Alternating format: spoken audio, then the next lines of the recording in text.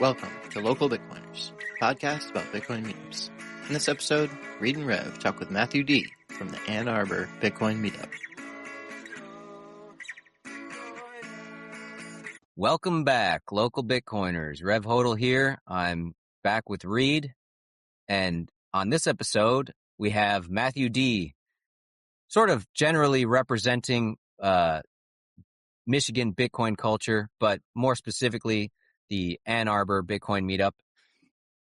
I'm excited to finally get a chance to make our way over to Michigan, my stomping grounds here. It's been a long time coming, and I'm excited to finally talk about the cool stuff that's going on here in Michigan. And you know, Matthew D., he is the one and only Matthew D., the one who has been on the boost streak right from the beginning, boosting every single episode, right there along with us the whole way. So it's another cool opportunity to get one of our core group on the show here too. But before we talk to Matthew D., I'm going to, as usual, tell a little meetup adventure story. And this is my hometown meetup of the Southwest Michigan meetup. And so that's the first Thursday at Dwellers Co-working Space of I say that every time. No, it's not the first Thursday. It's the third Thursday. Okay, guys, third Thursday at Dwellers Co-working Space in Benton Harbor, Michigan. But this is the story. The most recent meetup there was actually the last at this location. And now the meetup will continue going on moving forward, just right around the corner at the Mason Jar restaurant. And the cool thing about this is, the meetup organizers they're so well connected with the businesses and everything in Benton Harbor that we actually got this restaurant to, they close at like 3:00 or something. So they're opening, just the bar. They're going to have a bartender in there for us. And they're going to be open just for the meetup on this one day of the month, just for us. So it should be a pretty cool, new venue. If you guys haven't made it to the Southwest Michigan meetup, you should come check it out. I couldn't say what the actual date of the next one will be in August, but it's the third Thursday. I will be making the meetup on Noster for it, and it will be there on our website and everything for everyone to see when I get to that. But this meetup, it was actually pretty fitting for the last one at this location. We had no new people show up, just the core group, so that wasn't very confusing for anyone. And we just had the good old roundtable format and finished off the night with some wheeling and dealing, as I like to say. You know, I did manage to pick up my monthly supply of coffee from Otis Bittmeyer, and I sold some syrup there. But actually, the coolest thing was there's a member of this one of the local Bitcoiners had given me a call about a month prior, just after the last meetup, and he said, "Hey man, my office was broken into, and they got my wallet. They stole my ledger, and what do I do?" And so I was like, "Man, you want to know what I would do?" And so I kind of walked him through what to do. Because he said that he had unfortunately, he had the PIN code for the ledger in the box with the ledger. Now, the PIN code was left behind, but there was no way to know if anyone had taken a picture of the PIN code or if they, whatever. There was just no way to know if they had access to that PIN. So we were able to get his Bitcoin secured safely. And so he was at the meetup to be able to tell that story. And I think there was a lot to learn from that. I won't go into all the details because it's a little private, but it was just a cool example of, this, when you go to the meetups, now you have people that you can trust, that you can call, that can help you out in these tough situations. The first thing I told them was like, just don't do anything. Don't do anything super fast and crazy. You got to just slow down and really take your time with this. Because, his first idea was to like make a paper wallet from some website. I was like, absolutely not. Do not use a paper wallet from some website. Please do not do that. And so, it was just a good opportunity for somebody to get advice from somebody that they could trust just from going to the meetup for years. I mean, we've known each other for a long time. So anyways, that's my meetup adventure story. How about you, Reed? Well, I finally have a meetup adventure story. I've been complaining the last few episodes that this is a big gap for us. So I was really glad to get back out to the meetup. We had sort of like a summertime lull, maybe. I don't know. We were up against the World Cup too, I think. It was this past weekend. and it was pretty nice weather. So there could have been multiple things, but of course we had the core group. Core group always shows up. So I think there were like 7 of us, and it was great. It was actually perfect size for this roundtable format. And especially because we all know each other and we're all into like our own little different things. Like I talked a little bit about the podcast. We talked about value for value and what podcasting really is. Uh, Somebody brought up archipelago nodes. They had heard about that, and we started talking about that a little bit.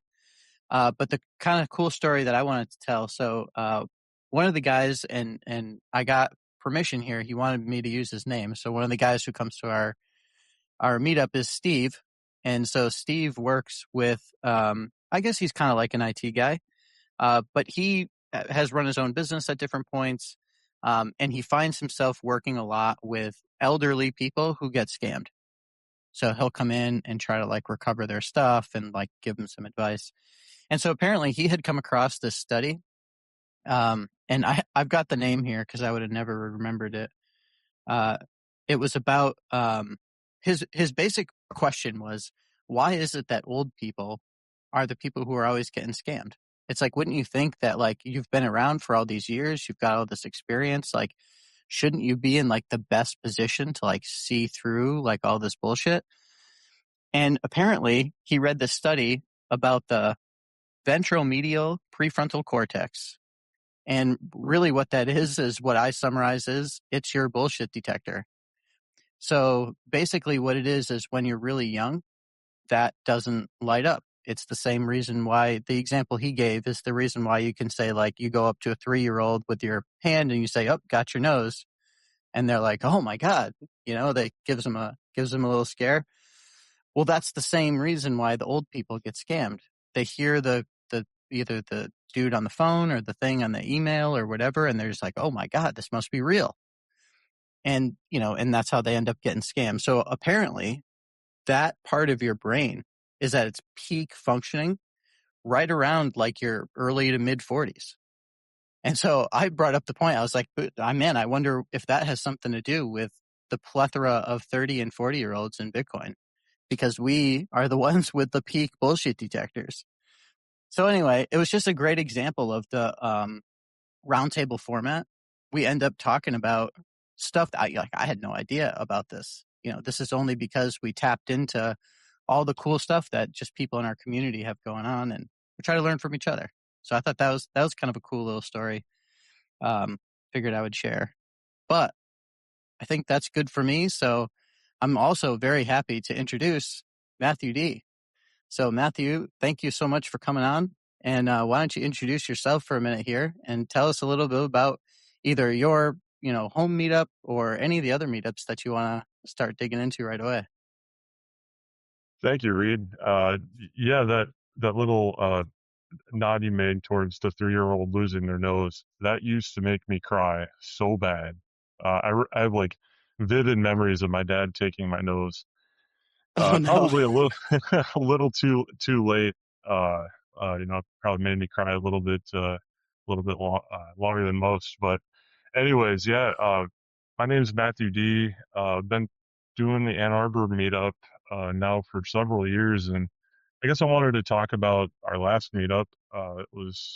We meet the last Tuesday of the month, and our June meetup is typically at one of the members' houses.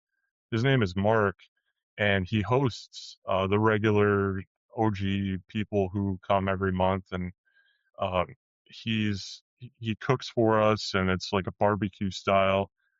And this last June, like the last week, was hotter than all get out. So we wound up just having like cheese and crackers out on the porch, and then we went inside.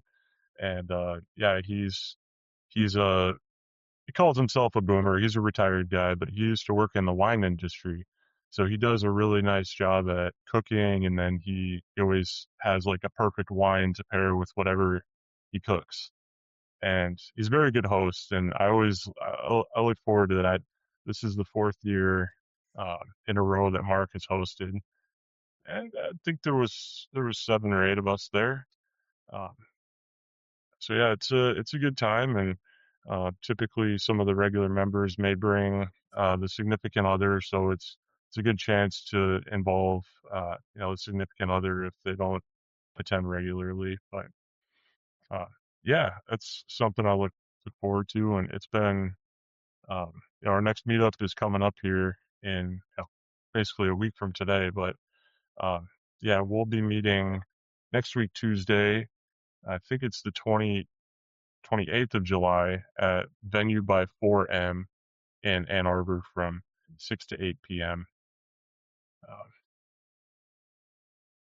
It's cool that he was Sweet, able man. to make a tradition out of that. I've I've been kind of in the Ann Arbor group chat pretty much, I think, since the beginning. And I think that he offered that up pretty shortly after you guys had been meeting for a while. And so it's cool to be able to get personal like that and go to somebody's house and do a meetup. Is Do you think that people look forward to it? I mean, obviously the vibe has got to be completely different when you go to somebody's house. What's it like? yeah, I think I can just really speak for myself. I know I look forward to it. It's yeah, I think it all depends on the house, whose house you're going to and such. But the vibe is great. I always look forward to a really good spread of food, and uh, yeah, just I see it just as like a personal, like getting almost like I'm going more over to a friend's house than maybe a Bitcoin acquaintance or just another Bitcoin meetup. We're in this public space and kind of anyone can walk up. Uh, yeah, it feels like maybe we have more of a friend atmosphere in that setting.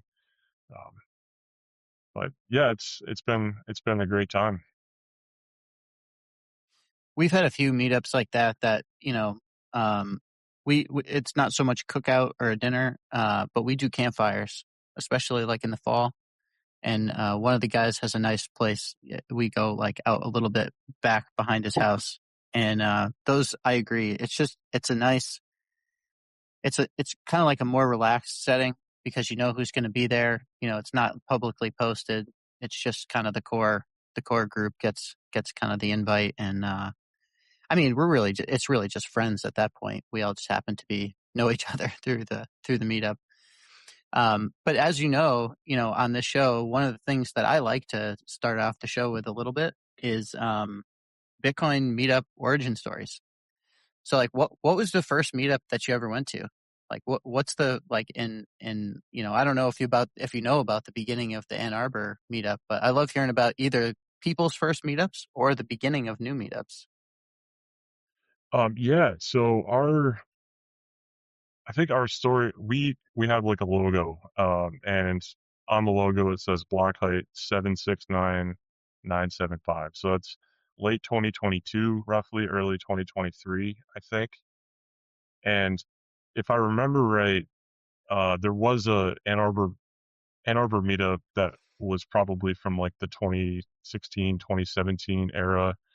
Ann Arbor being a college town, I'm sure there was a crypto club back then too.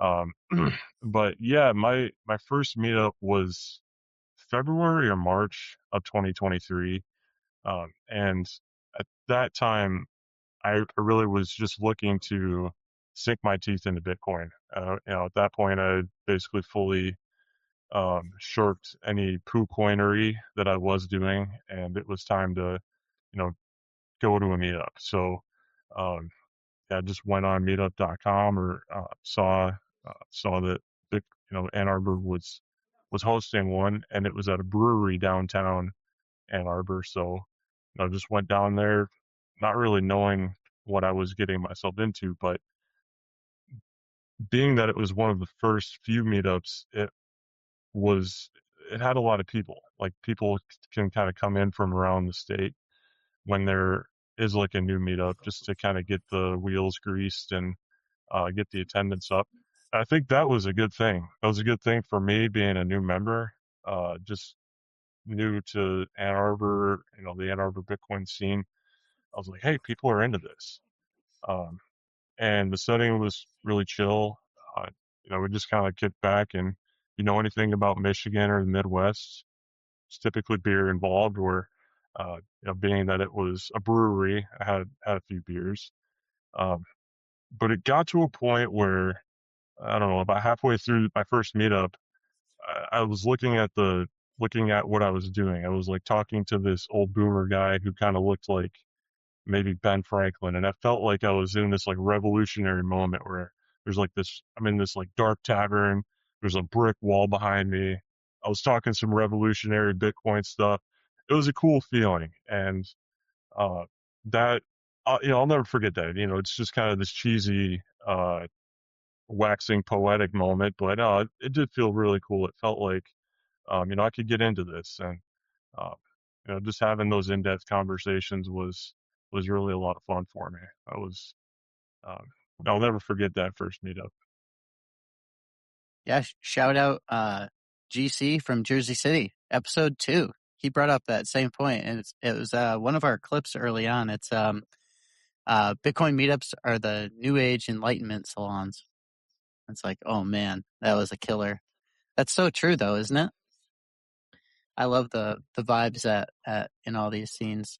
So that's that's kind of the story of that meetup. Do you want to start talking? Because I think you go to a lot of the different meetups in Michigan, right? I do, and I think this kind of gets into sort of my meetup arc. Like, um, yeah, I go to a fair amount, not as much as Rev. There's no way I could keep up with him, but for me, covering the southeast part of the state, there's quite a few meetups. Um, Ann Arbor is one I attend regularly. We also have really, I would call it like the Metro Detroit meetup at this point. That meets at the Orange Pill Pharmacy. That's in Troy, Michigan. Uh, there's a couple new ones actually that I need to make it to, but um, yeah, I started a soap business, and I just really did it because I wanted to do this whole Jeff Booth thing, which is I call it being a Boothian. Move more of your time into Bitcoin. Um, so I started making and selling soap for Sats at the meetups, and people seemed to like it. It was this moment of connection between spending Bitcoin, supporting supporting someone at the local meetup, and uh, just kind of putting a purpose to the meetup, not just getting together for beers and dinner. Um, so I started at the Ann Arbor meetup. They supported me really well. And then I started just kind of taking my soap in my brown paper bag around to different meetups. And that's kind of what kind of got me going to the Detroit meetup. I make it to the Grand Rapids meetup when I can.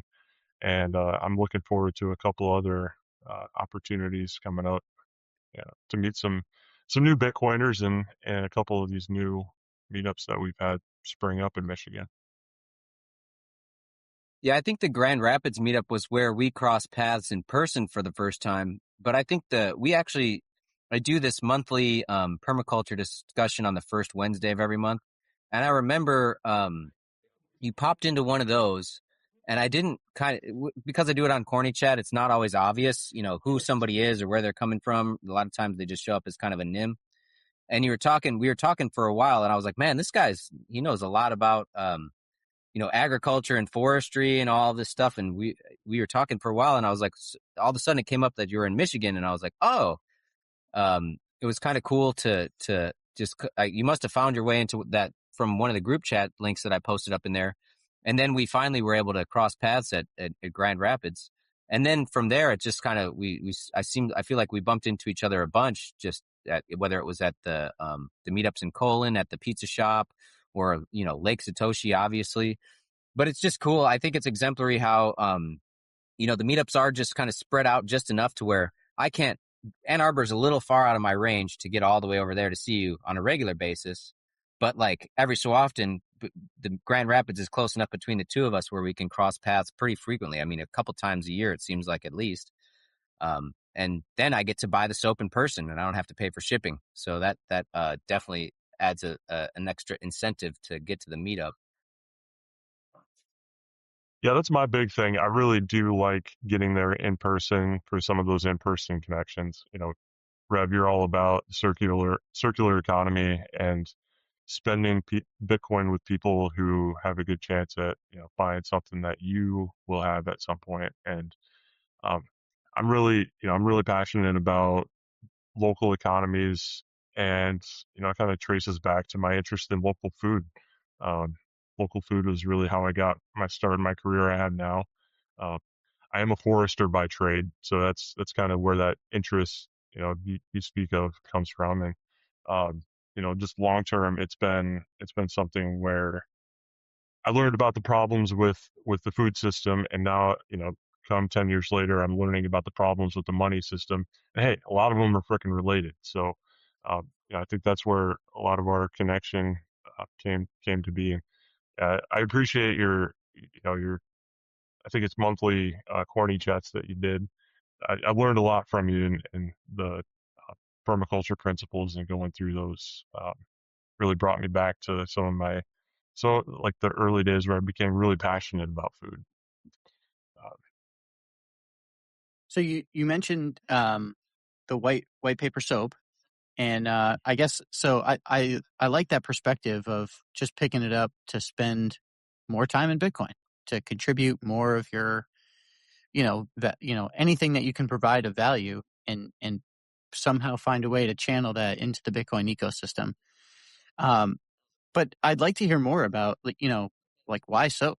Like, is this something that you were doing before? Is it you just decided, hey, I think I can actually pull this off, and you decided to start playing around, or yeah. how did you get into that line of business?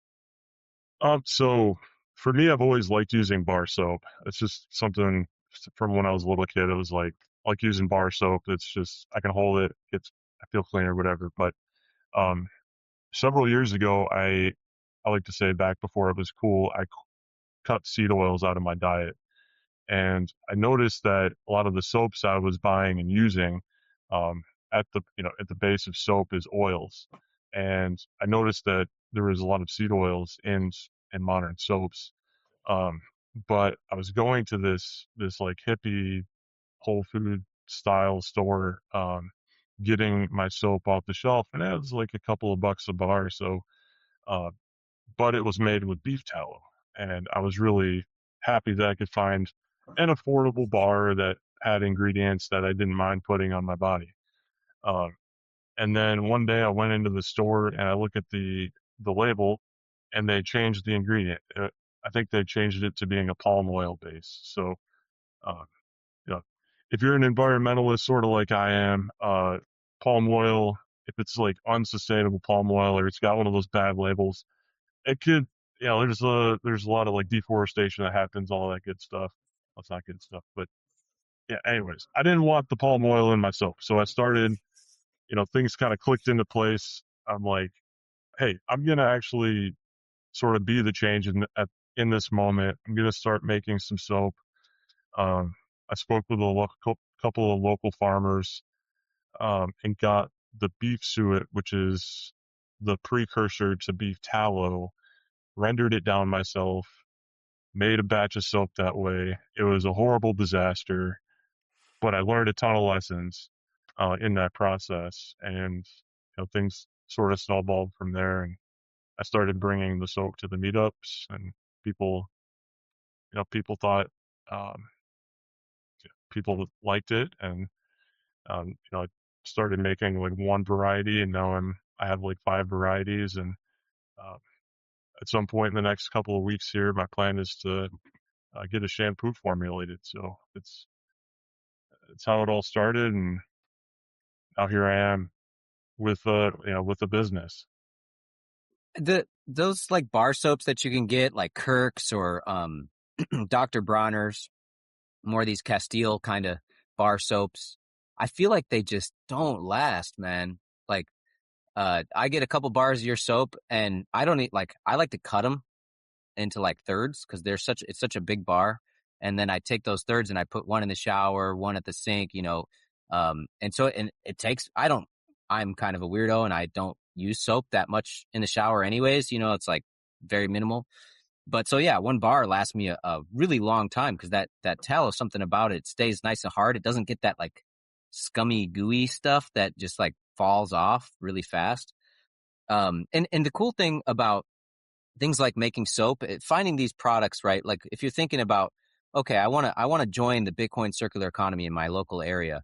And I don't make anything, I don't grow anything, I can't make pleb trinkets like bit axes or nodes or anything like that.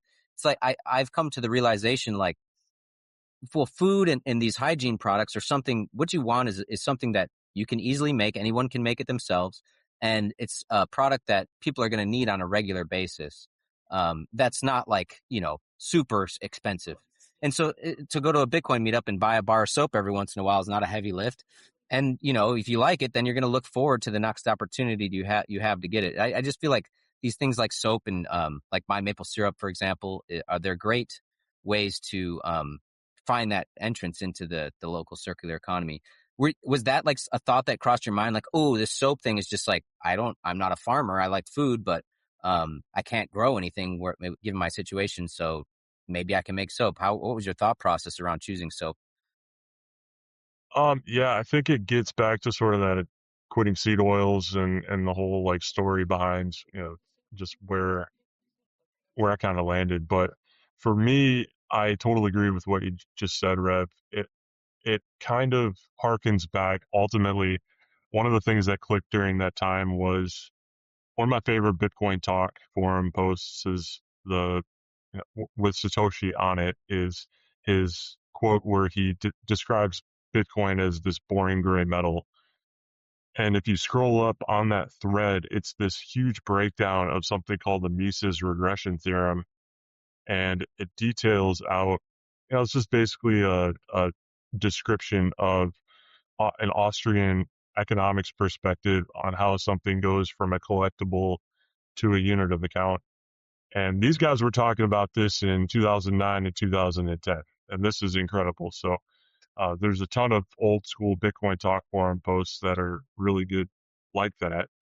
But on there, I think I might I might be misinterpreting this point of the actual original post, but he says that for something to transition from a store of value to a medium of exchange, consumables are important.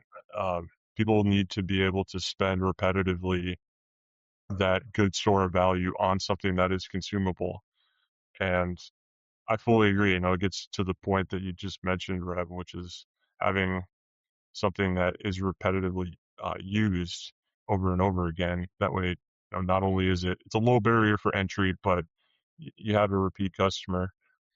And I believe that we transacting on the Lightning Network are sort of the sex organs for the peer-to-peer, machine-to-machine economy. And repeating these Lightning transactions over and over again, uh, it's the medium of exchange that hopefully will bolster and bootstrap the network to whatever the um,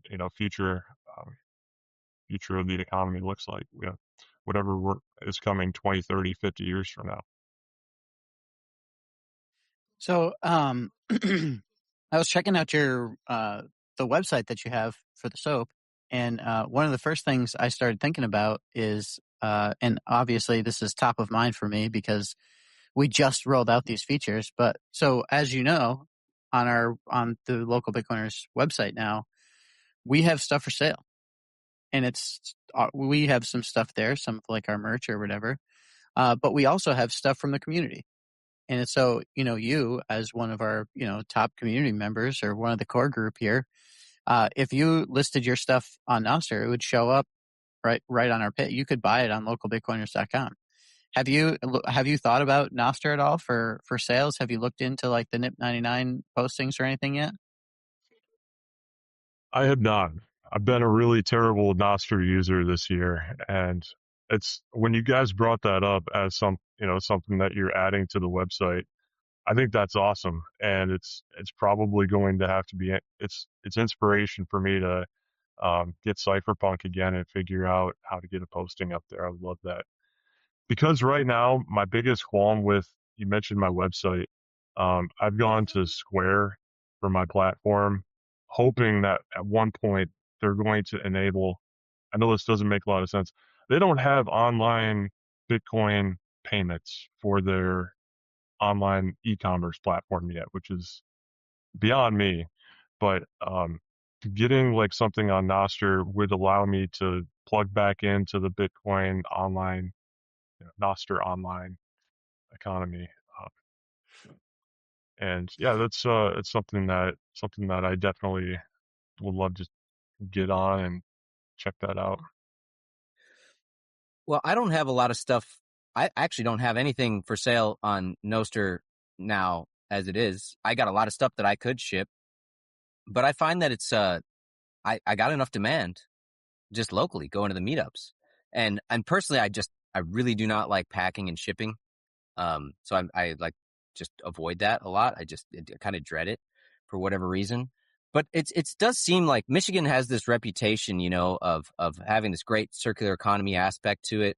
Um, Even PF and Mike over there at Lake Satoshi have been talking with these, the people in El Salvador and everything. And there's somebody that's like making a list of like the top circular economies in the world, and somehow Michigan is like on that list. Now, when we talk about a circular economy, it's a lot of people get this idea that, oh, I can go to a place and I can do whatever I want with Bitcoin and I can spend, and that's not necessarily the case. But you can go to a meetup and pretty much there's somebody going to be there selling something at a Michigan meetup. Um, and I don't know, Matthew D, do you have any like inkling of what is the secret sauce here in Michigan that has facilitated this kind of stuff to start happening and be encouraged more? Well, I've kind of noticed a lot of the circular economy stuff more on the west side of the state. We kind of break it down east, west. Forget the UP; they're on their own. They're like the 51st state for my purposes of this conversation. But no, I have noticed sort of this difference. There's a ton going on the west side of the state, and I break that down to there's a lot of Hollanders over there, or there's a lot of like Dutch folk. And if you know anything about the Dutch, they're great businessmen. They like to, sell their wares. They're very crafty individuals, and that's sort of like how I mentally think about it. But no, I think that in Michigan, we're sort of, we're a pretty populated state. I think we're still top 10. There's a lot of us, and we, we are used to driving, and I think the sort of the culture is here. It's kind of just worked its way into all of the meetups, so it's definitely become a regular thing. Uh, Maybe for all of those factors combined. Yeah, I mean, you're right. There is like a lot of people in Michigan, but there's no like big center. Like Illinois, the vast majority of the population is in that Chicago, basically like Chicagoland area, and then the rest of the state. Where the vast majority of the population is in that one little spot. Whereas Michigan, it's kind of spread across pretty evenly. And then at the same time, now there's like these meetups but in all these little spots. And so I think maybe there's just something about that population distribution and the fact that it's easy enough for one person to get access to like one good or service in one area and then easily go to the next bubble over, the next meetup over and cross pollinate it. I've been trying to come up with the reason why myself, and like I haven't been able to put my finger on it. But yeah, the point about the population is pretty interesting. Yeah, and 80% of the people that live in Michigan live below a certain latitude. So, we're all really concentrated in the very southern portion of the lower peninsula of Michigan. So it's kind of lends itself to this, big population. Man, I think it's actually called something. It's like a megalopolis, or it's part of this like Great Lakes megalopolis where uh, you know, a massive percentage of the population of North America or of the United States is in this area. It's kind of centered around, that southern band of Michigan, Chicago, all the way over to Buffalo. New York City might be in that too. I'm not sure, but uh, yeah, we're a big chunk of that if that is the case. I know. I was going to ask. I figured, Rev, you'd be the person to ask about this too, because you're right. This is kind of the first episode that we've had where we've been able to start talking about all the different meetups that are going on in Michigan, because there's a lot of them. I mean, Rev, you go to one a week, and you don't even go to all of them. those are just the ones, within your, driving distance. And so, yeah, there's the circular economy aspect. But then there's just the quantity and the quality. And so, since you guys both have been to so many and sampled so many of the different meetups in that area, I don't know. Do you guys want to? Is it worth spending a little bit of time talking about some of the differences between some of the meetups, talking about some of the unique kind of cultures that may have grown up around either one specific meetup, or like Matthew, you already mentioned, like, oh, the west side of the state, that's a little bit different than like the meetups on the east side of the state. Like, what kinds of stuff do you guys notice about all these really cool meetups and how they interact and correspond with each other? I think I think for me over here, every meetup does have its own thing going on. At the Ann Arbor meetup, we talk a lot. Oh, we talk a lot about different things. But for me, from time to time, depending on who's there, it can have this like tech bro feel to it. There's been meetups where I've just been sort of in the corner, not really enjoying the conversation, where there's been like people talking about the war in Ukraine and drone warfare and stuff. And to be honest, that's not my bag. I'm there to talk about Bitcoin, freedom, money, all that stuff. And I'm not trashing the Ann Arbor meetup. I love the Ann Arbor meetup, but it can become a microcosm of Ann Arbor, which it has Google. There's a couple other big tech names that are there. It's again this Big Ten college town, so uh, there's different people that are attracted to a city like that. Um, and I also wanted to mention there's this Bitcoin and beer meetup that's downtown Detroit, and it's kind of Bitcoin in name only, but that has a very specific vibe too. You kind of go there, and these guys are there, I think, every week. Um, and it's this downtown Detroit bar experience where they really enjoy getting beers and talking about Bitcoin and some of the other poo coins that they really like. I'm not into that, but um, it's really it's very specific and it has its own vibe. Um, and then yeah, you have this like Metro Detroit style meetup it's changed cities a couple of times, but now it's at the Orange Pill Pharmacy, which is it's a really cool place. The guy's name who runs the pharmacy, he's a career pharmacist, and he's sort of out to out to change big pharma from the perspective he thinks that he can utilize Bitcoin to change you know, change pharma, or I'm not sure his whole mission there, but he does he does act as like a really great resource, and he actually started leasing the space with the idea of hosting the Detroit area meetup there. So uh, they have a screen, they do talks there every month or so, and it's become a really great space for that. So um, that having its own meetup location, it's kind of got more of that clubhouse feel versus getting dinner and beers feel that Ann Arbor does. It's so nice when the venue is like it's a Bitcoiners venue, instead of you're going to some like place that uh you know isn't really, you're just kind of Bitcoiners at the space, right? But if you're Bitcoiners at a Bitcoiner space, it's just badass. And I got so excited when he was talking about opening it up. It's one of those things where you kind of don't trust verify sort of situation, where I was like, okay, man, yeah, that sounds like a pretty good vision you have, but I didn't know if he was. I just met him, so it's like a lot of people say things, but whether they pull it off or not is another question. And dude pulled it off, and it was like, wow, okay, cool.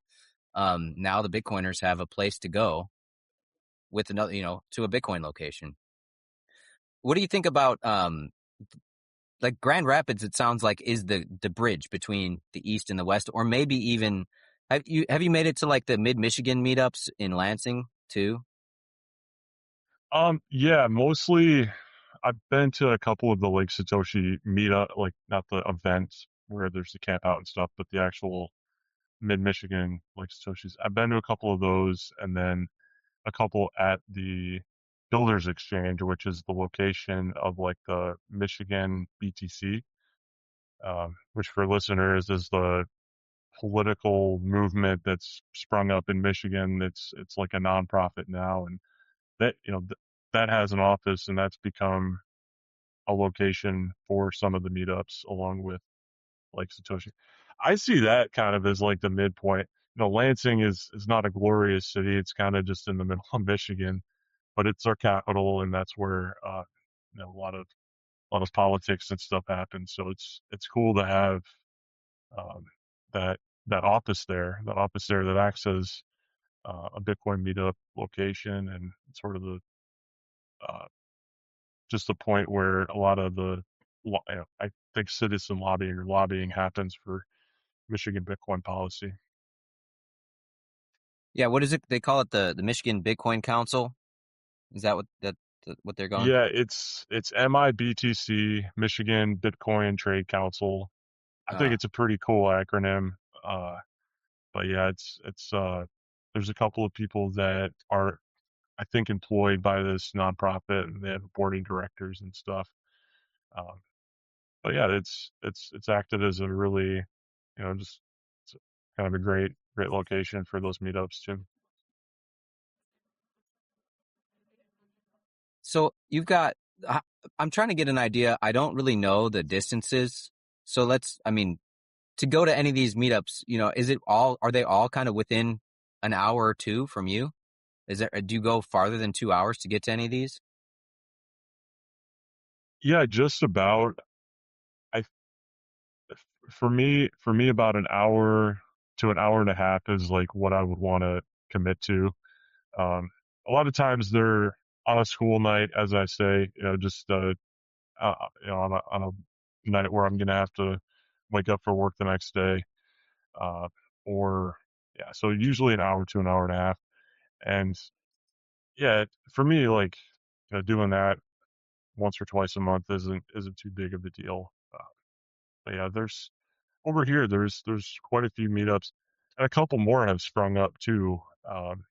There's the Blue Water meetup, which is over really far north of Detroit, and there's also the Downriver meetup, which is south of Detroit. So there's all of these like regional names that people are naming their meetups after. I think it's pretty cool. Yeah, I mean that's one of the reasons why I kind of stopped going so far in the direction of the east. Like it's so the mid Michigan meetup, the Lansing meetup, Lake Satoshi is like over 2.5 hours for me. And that's just like my whole day, is basically trying to get to that meetup. And now that like kind of similar to what you're talking about, there's been so many smaller ones that have sprung up. And even now that with the Chicago Bitcoin Collective and some of the resurgence of the Bitcoin scene in Chicago, the meetup scene at least, I find myself heading in that direction more often. It just goes to show you that this, for whatever reason in this area, it's blowing up and there's enough people in the culture to support it. Final thing on this point. So like when it comes to selling stuff for Bitcoin at a meetup, I'm curious how you approach that. Like for me, my strategy is because a lot of these meetups have the group chats. And so prior to the meetup, maybe like a few days before, I'll put my menu out there and I'm like, look, this is what I got available. These are the prices. And then some people commit to buying the stuff in the group chat. And so then I kind of know how much I need to bring. What's your strategy around selling the soap? Do you just show up with what you got and see who sells it, or how does that work? That's really been my strategy. It's kind of sort of one meetup at a time. I think for me, I like to go to the meetup just with some soap, and then I'm not super aggressive. I'm not an aggressive salesman when it comes to the meetups, because people are there just to chill most of the time. I don't want to be ripping sats from people, but if you smell pretty bad, I might take you over on a corner and say, "Hey, here's some soap. Give me some sats."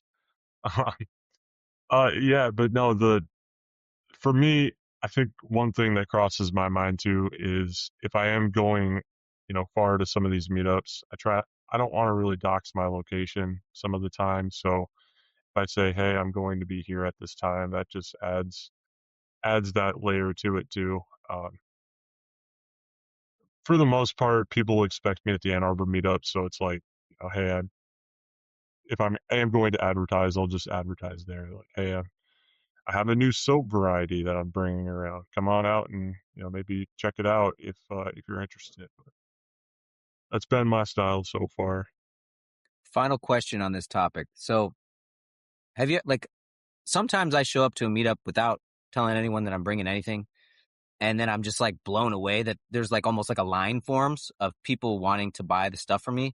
Have you ever had like a meetup where you've just been totally surprised at the amount of demand there is for the soap there? Yeah, it was actually the meetup just before the holiday season. I think it was like the November meetup last year. People went Christmas shopping, and I was the shop that they decided to head up. So the demand was pretty big last November, December timeframe, and that was a big, just a big surprise. Uh, I'm hoping to expand more and have maybe hit up some more meetups this holiday season, just so people can get some soap. I think it's a pretty good gift. People like to give um, as a little like a stocking stuffer. But that kind of shocked me, and maybe it's like a non-obvious point, or it's an obvious point for people. Like, yeah, of course, Christmas time people are going to be shopping for stuff, but I think it, just as people like to spend sats, I think people also like to give the gift that of something that they paid for in Bitcoin, because then it's got a story behind it. Like, hey, this is from someone local that um, that makes these goods for Bitcoin, and it gives people a chance to say and talk about Bitcoin around the Christmas tree. I mean, it's a good. Honestly, it's a good stocking stuffer gift because it's of the size and everything. But it's also, I mean, it's a handmade product, right? That is good for you and isn't bad for the environment, and it's it doesn't have any of those bad chemicals or anything like that in it. It's you're giving more than just a stocking stuffer that somebody's not going to care about. That's a good idea. I'm going to start thinking about that for this coming Christmas. I think maybe I should start doing more of my Christmas shopping on Nostr or at meetups if I can. That's a good idea. So I was going to start asking, we haven't, although we talk about Lake Satoshi kind of a lot, it comes up all the time, and a lot of our guests are going to be there. I unfortunately, very unfortunately, actually, will not be able to go. I'm going to have, I don't know, I'm going to have to wait a whole year before I can make it out, which is really unfortunate. But so you guys have both been to Lake Satoshi. Do you guys want to talk about that a little bit? Maybe as a transitional topic here, since we've been talking about it. Are you going to be bringing a whole bunch of soap to sell at Lake Satoshi? I think so. I think so. I've had some health challenges this year, and it's kind of committing to some things. I've tried to just manage my expectations. Yes. Long story short, yes. My plan right now is to be at Lake Satoshi. Um, it's really cool. Every year, I think this event they do, or just this portion of Lake Satoshi has grown. But there's a circular economy. There's a basically a bit small Bitcoin marketplace that happens outside of I'll call it the main stage, or just the gathering area where all the talks are going on.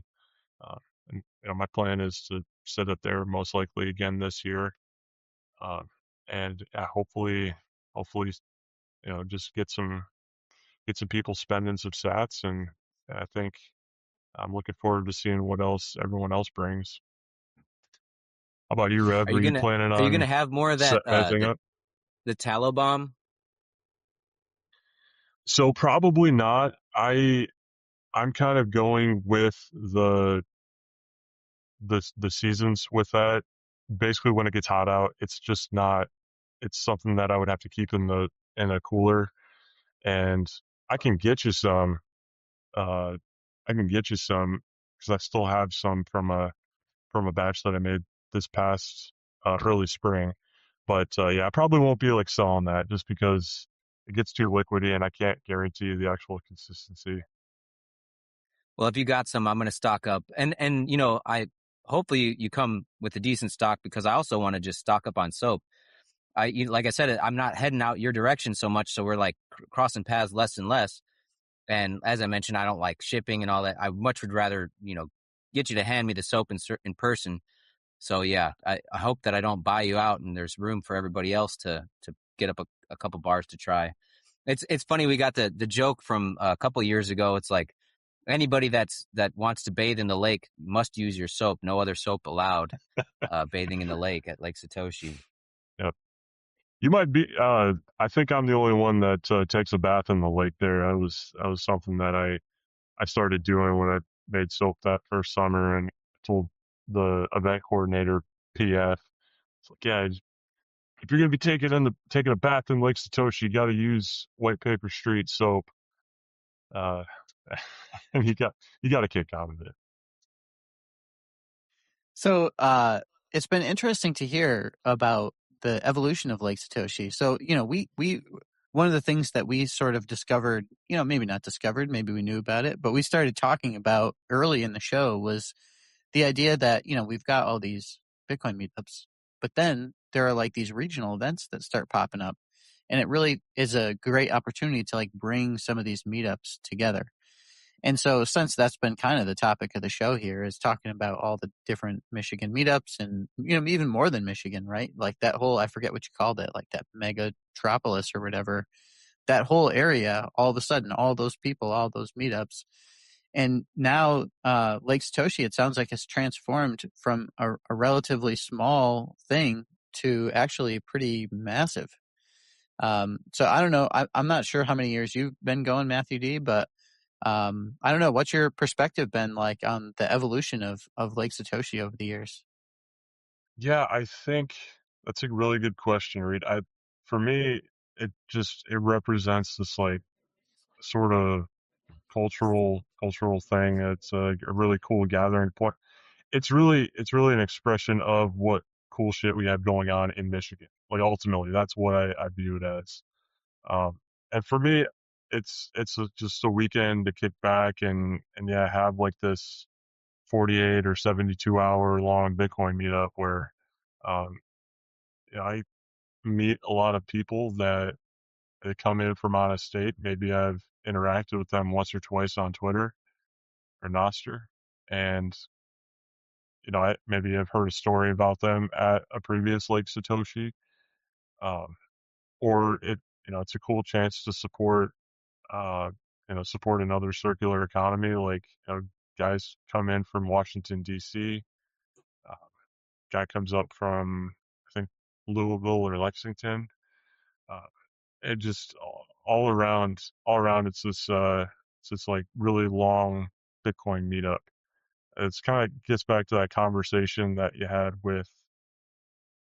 It was in an episode, I think it was 5 or 6 episodes ago, where you talked about that bike trip, and it was like a weeks long Bitcoin meetup where you're making friends and having the shared experience. It's sort of like that for Michigan, and uh, yeah, I mean, there's mentions of Lake Satoshi and the Bugle Weekly podcast. They bring it up.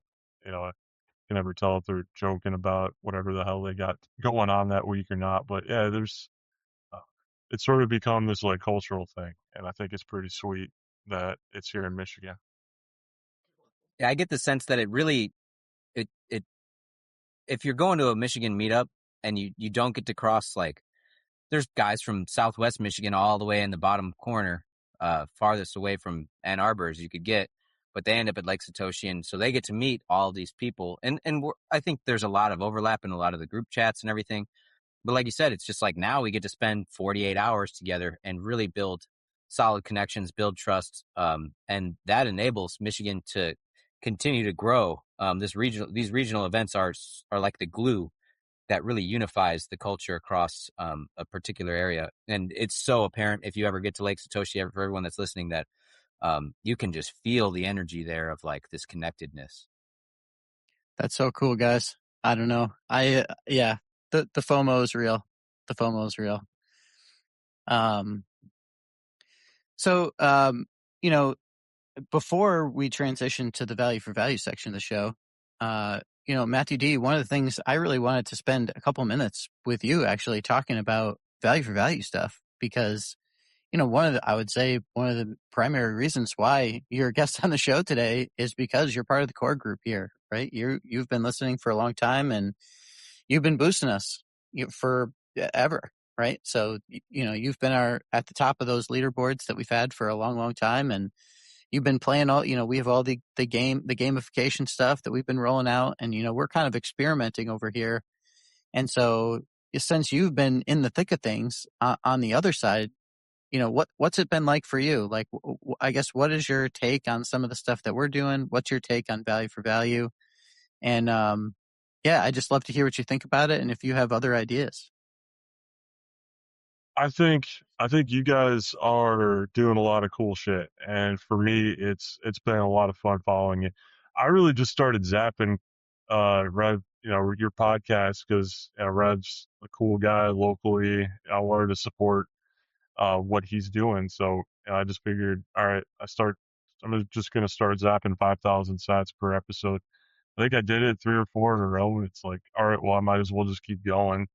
Uh, 5,000 sats is like $2 or $3. So that's not, it's just like a really big Noster zap every week. And then you guys started gamifying it, and it's been fun. It's been fun watching my name. I was like, oh, cool, I'm number one to start off. All right, might as well just stay number one. And yeah, it's been fun. I like I like how you've built Nostr into the website too, because for me, again, I'm not like a power user. I get kind of lazy with this shit sometimes, and uh, there's been a few weeks where I've been able to go in and hook up Nostr Wallet Connect and on my mobile setup and just try to figure it out. And yeah, it's screwed up a few times, and it's left me like scratching my head. But that's the stuff that I think makes me a better Bitcoiner. So um, while I'm not for me, I need to do more of this stuff to replace the NGU podcasts in my life because that shit got old 3 years ago. So this is the stuff that, in my opinion, is sort of the next evolution of where I'm going. So you guys are helping me along in that process. And I thank you for that. Um, and yeah, it's been great. And yeah, I think participating in the value for value economy is crucial. Like, just finding someone who's doing some cool shit that you want to support.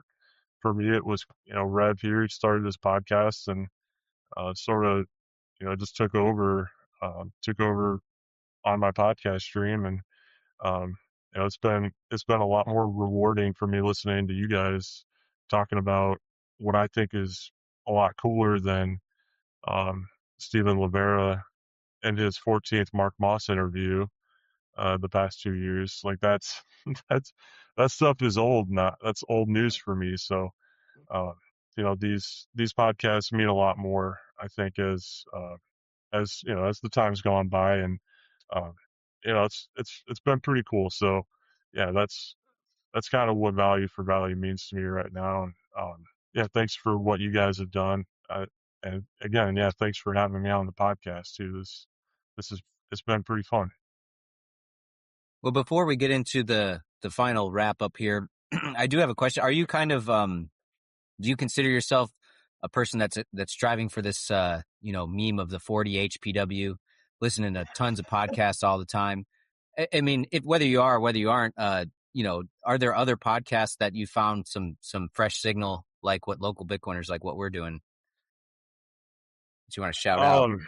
Yeah, I mean, I would. So if I understand the meme right, we're basically like listening to podcasts 40 hours a week instead of working our 40-hour a week job. Is that the meme? If I understand What it right. yeah, it kind of started off as a meme, but like for me, it's real life. Like where I am probably clocking in over 40 hours of podcasts because I'm listening on 2x speed and stuff like that, and I'm all the time I'm walking around the homestead. But yeah, the idea is that, if you don't listen to a lot of the podcasts are where you get the true signal. You could go on Twitter and it's perverted. like the signal is perverted by the Twitter algorithms, and they create emotional responses, which muddies the signal, and it's not there in the podcast. And so, but the thing is, like you said, if you get stuck into just listening to NGU podcasts only, that's not enough entropy in your 40 hours per week to get a full picture of like what the what's really happening with Bitcoin in general, with the culture and the community overall. And so that's kind of it started off as like a joke, I guess, but like it is true. I think that if you do diversify all these different podcasts that you're listening to, you do get this very broad picture of all the different sides, whether it's like the fork talk stuff or, new cool privacy tech that you're never going to hear about on the NGU stuff. And then if you're not listening to the macro polo, as I call it, like the Jack Mahler's podcast, then you're missing out on like what the suits are doing and how they might be trying to fuck with Bitcoin and co-opt it and everything. So. Yeah. I mean, I won't, give any nods to any podcast in particular, but yeah, my feed has been pretty dynamic. I think especially this year. One thing I've noticed that's really upset me, or maybe not upset. Upset's not the right way to describe it, but something that's just kind of pissed me off is a lot of the Bitcoin podcasts that I used to like listening to have just turned into AI podcasts. And if you're just like every week, 2/3 of what you're talking about is the latest update to like a 2%, you know, getting like an algorithm that's 2% better, and you want to talk about that and circle jerk about AI for 3 hours, I'm not going to zap you. I'm not going to support your community. And, over the long run, I'm just going to stop listening to you. So, um, that's been sort of how I've moved, in terms of my podcast listening. But yeah, 40 HBW, I definitely, it's not every week for me, but it's a lot of weeks. Yeah, so one of the things we talked about this the last couple of weeks, but so we've got a new feed on the website now for podcast boosts. And so now, any podcast, it doesn't track all the podcasts you listen to. But if there's a podcast that sneaks up and, and you're like, oh man, I really got to give these guys a boost. Well, now the whole local Bitcoiners community, now we're all getting the benefit of that. I mean, certainly if it goes out to Nostr, whoever follows you on Nostr will. But now that we've got this sort of curated feed of podcast boosts from our local community, this is just another way, right? Like if you feel like you've got some cool podcasts that you're listening to that maybe not a lot of other people do, it's a great opportunity for other people in our community to go check out this podcast feed on the local Bitcoiners website and find out, what other podcasts should I be listening to? Am I stuck in this, in these NGU like rabbit holes where I can't get out, or am I not, if I'm completely missing all of that stuff?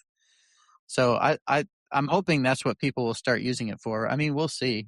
But if there are podcasts that you enjoy and you send them a boost, they're going to show up on our website now. All right. Well, maybe it is time. I know we've got a lot of boosts to get through this week, so we're going to need some extra time here. So maybe this is the right time for us to start thinking about wrapping up the first part of the show. Matthew D., I know you said, you were giving us thanks for inviting you on, but really, honestly, the thanks is supposed to be going the other way here. You're one of our top contributors of all time for the show, and we really actually appreciate it. It is, it's not just the sats, but it's the signal that goes along with them. You're always sending us messages, and I know we didn't really get time to talk about it, but I wanted to ask you about this, maybe this like Ohio rivalry or something like that you got going on that you've mentioned a few times in your boost. But, we don't have to dive into that, but definitely, thank you so much for being part of the community, playing all the games, trying out all the stuff. I think we've had a couple of technical issues that have come up that you've helped us, just by trying stuff out. It helps us find the stuff and iron out the bugs and stuff like that. So, we really appreciate you and thank you so much for coming on. But so, this is kind of your chance now at the end of the episode. I hope you'll hang out with us for the V for V section, but I don't know if you wanted to plug one of your local meetups, or if you wanted to plug, some of your stuff on Nostr or White Paper Soap. But if you wanted to have, some final last words or some final thoughts or comments about the episode, the floor is yours.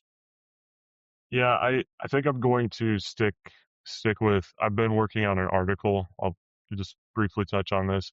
There's obviously a ton of controversy going on in Bitcoin right now with the soft fork on the table, and I wanted to bring some lessons from forestry for Bitcoin developers. And I've been working on this article. I'm hoping to get it done by the end of this week. But basically, I just wanted to bring some perspective about just what I can hope to bring to the conversation, and really just want this to be for Bitcoin developers today and in the future. So I'll be definitely trying to put that out there on Nostr and on Twitter as well. Um, and yeah, promoting the meetup. I probably won't get a boost in for this. But yeah, next week, Tuesday, I'll just reiterate it. Venue by 4M in Ann Arbor. That's our July meetup. We meet the last Tuesday of the month, and we'll be there 6 to 8 p.m. So yeah, come on out if you're in the area, and I'll probably have some soap with me.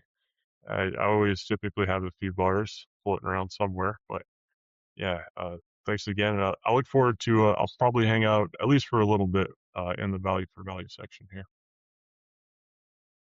Awesome. Awesome, Thanks, man. man. Yeah, it's just this whole relationship that we've been interacting for years at this point through Bitcoin stuff. That's how we know each other, and it's just a testament to like the we say it over and over again. Over time, the as you spend time participating in these cultures, you build these relationships, and the relationships are reciprocal.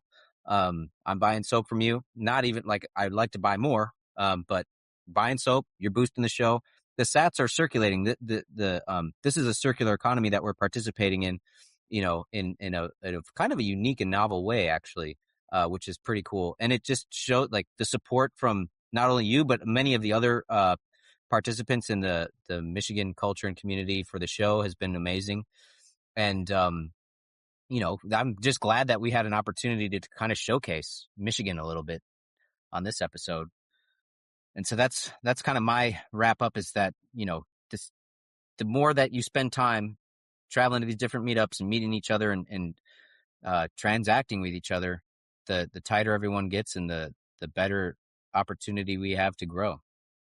Yeah, and I'll keep mine short. I actually jotted down a little note here way at the beginning of the episode that I never got a chance to follow back up on. But Matthew, you brought up at the point early on about just, how do you direct more of your energy into Bitcoin?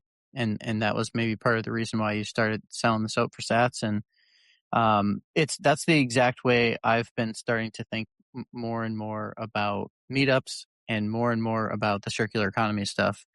Is, what can I do to make, like, let's stop waiting around for hyper Bitcoinization to happen, and let's just do it ourselves. Like, we don't need to wait for Walmart to start taking Bitcoin. Why would you even want that necessarily, right? Like, I guess it would be good to have that if you really needed to spend your sats somewhere, but honestly, it's a much more personal and meaningful experience when you can do it peer to peer, just like you were supposed. That's the way it was always intended to be. And so I really appreciate the people who take the time to sell their stuff, in sats. And so, that's a shout out, to you, Matthew D, of course, and obviously to Rev. You guys are obviously championing this. How to use, Bitcoin is money, right? Use it as such, as the saying goes. So, all right. Well, I think that's going to do it for the first part of the episode here. And we're getting ready to transition to the second half of the show. So we're gonna check out the leaderboards. And so let me bring those up here. All right. So our first leaderboard, these are our top episodes. So as I like to say, for the top episodes part of the leaderboards, these are a set of recommendations for episodes for you to go back and listen to. And we do have a little bit of a shakeup here. We've been reading off the top few episodes here for the last several weeks. Hasn't changed. But we've got a new contender here coming in hot, and episode 20 is in third place. So let me go down here in order before I get too excited. So in first place is still episode 15, and that was our episode with BTC Russell. So privacy is sovereignty with BTC Russell. And of course, I'll pound this drum again.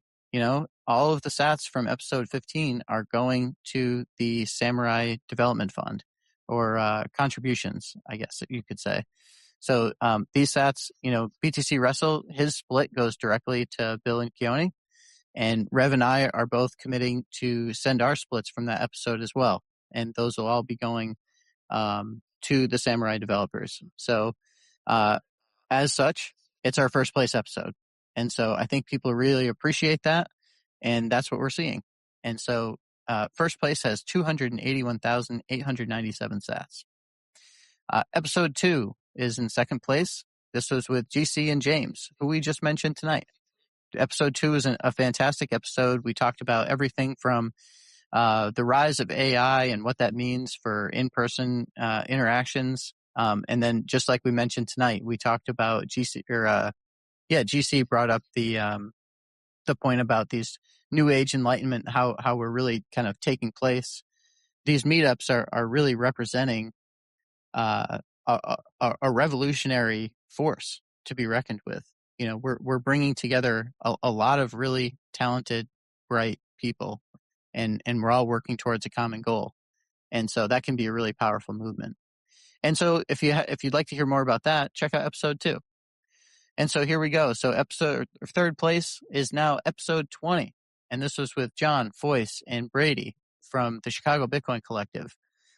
They are coming in already just 1 week ago, and we've got 126,230 sats, and they're in all the way up into third place. And so that episode was titled Chicago Bitcoin Collective with John, Brady, and Foyce from Chicago, Illinois. So I know it was only last week, but if you haven't checked it out, that was a good one. Definitely some high signal there. We talked about all kinds of good stuff. So if you haven't checked that out yet, make sure you go back and listen to episode 20. Fourth place is episode 14, and that was with Source Node. And the title of that one is Permaculture for Bitcoin Culture with Source Node from Greenville, South Carolina. Talked a lot about a lot of good permaculture stuff there, but also a lot of other stuff too. So definitely go back and check out episode 14.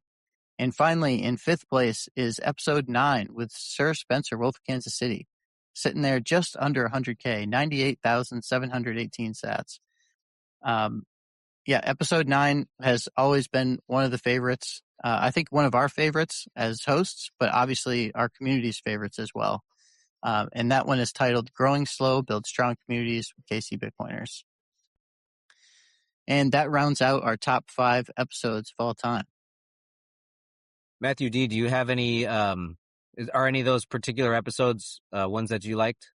You have any thoughts on any of those? I liked hearing about all the stuff going on in Chicago last week. That was sweet. Honestly, I gotta make it over there. In terms of big cities in the Midwest, Chicago is obviously the biggest, most populated. But I honestly, I had no idea all of the history and all of the stuff they've had going on over there. So for me, yeah, for the most part, it was really cool to learn about that. Well, yeah, and the Chicago community came out swinging, boosting the heck. We got a lot of boosts to read tonight, and that's the Chicago crew coming in strong in support of the Chicago Bitcoin Collective. So yeah, it was another this episode's kind of a personal favorite of mine that we're recording right now. That the Chicago episode, that's kind of my crew over there too. Pretty cool to see the meetups in my range really shining through here. Yeah, and we have sort of unofficial leaderboard here that's not part of the normal stats. But if you go to our stats page, you can also see how many different people have supported all these episodes, right? Because some of these are up at the top of the leaderboards because of like big giant mega boosts. But you can see, so there's a handful here. I'll read off just like the top few. So episode 1, episode 9, episode 8, and then here we go. Episode 20 had 19 different people boost it. So 19 different people are endorsing episode 20, and that was only 1 week ago. So episode 1, kind of understandable. Obviously, our longest running episode, so it's way up there at the top with 26 different people. But episode 20 definitely coming in hot. That was great. All right, well, here we go. Let's go move on to our second leaderboard. Top listeners, core group. We've called this a bunch of different things. The Ride or Dies. And here we go, right up at the top. First place, Matthew D. Here we go. And here he is on the show. And now you all get to know him a little bit better. You've heard us read his boosts, and now you've got to hear from the man himself. So thank you again for coming on. And tied with Matthew D is, of course, Permanerd. Permanerd getting his boosts in, making sure keeping that perfect record. Nice job, Permanerd. If you haven't checked out the Yada podcast, we always love hearing from those guys. And that's another podcast, by the way, that is really lighting up the stats chart. If you go to that podcast feed, a lot of folks who listen to our show listen to that show too. So definitely check out the Yada podcast if you haven't already. And then we've got another shakeup here in the leaderboards, because in second place, so Matthew D and Permanere are tied for first. But now in second place, we've got a new entrant that I haven't seen this name before. It doesn't mean they haven't boosted before, but they boosted a lot, and they boosted a lot today. And so they were doing kind of the lightning round, and they've moved all the way up into second place. So that would be Admin Pac-Man coming in hot with 19 episodes boosted. So thank you, Admin Pac-Man. I guess you discovered the game, and now you're on the leaderboards, and you get a shout out, and now you're in the community. And so all of your boosts from any podcast is going to show up in our boost feed. If you've got stuff for sale and on Nostr, those are going to show up in our shop. So welcome to the community, and you're right here moving up quick in the leaderboards. And in third place, we've got Nostr Gang. Nostr Gang's up to 18 episodes, so just a couple left. She was going back through the old collection, and apparently all but 2. So great job, Nostr Gang, and thank you for participating. This is great. All right, so final leaderboard, we've got our top boosts of all time. So these are the single biggest boosts ever sent to the show. So I guess I'll just set the record here. So this, the top boost I'm reading off. So what I do is right around the time we start this recording, I believe I have, the trigger is like 8 o'clock Eastern time in the US, is when the top boosts go out. So these are the top boosts as of about 8 o'clock. And, right up at the top of that list, first place, Sovereign, of course. As you know, we've been reading them off. They have sent in 300,000 sats, and that was via localbitcoiners.com. And here's their message. Sovereign is the geek squad for Bitcoiners and Bitcoin companies. Come check us out at sovereign.io, spelled SOVREIGN. Thanks, Rev and Reed. Second place is also Sovereign.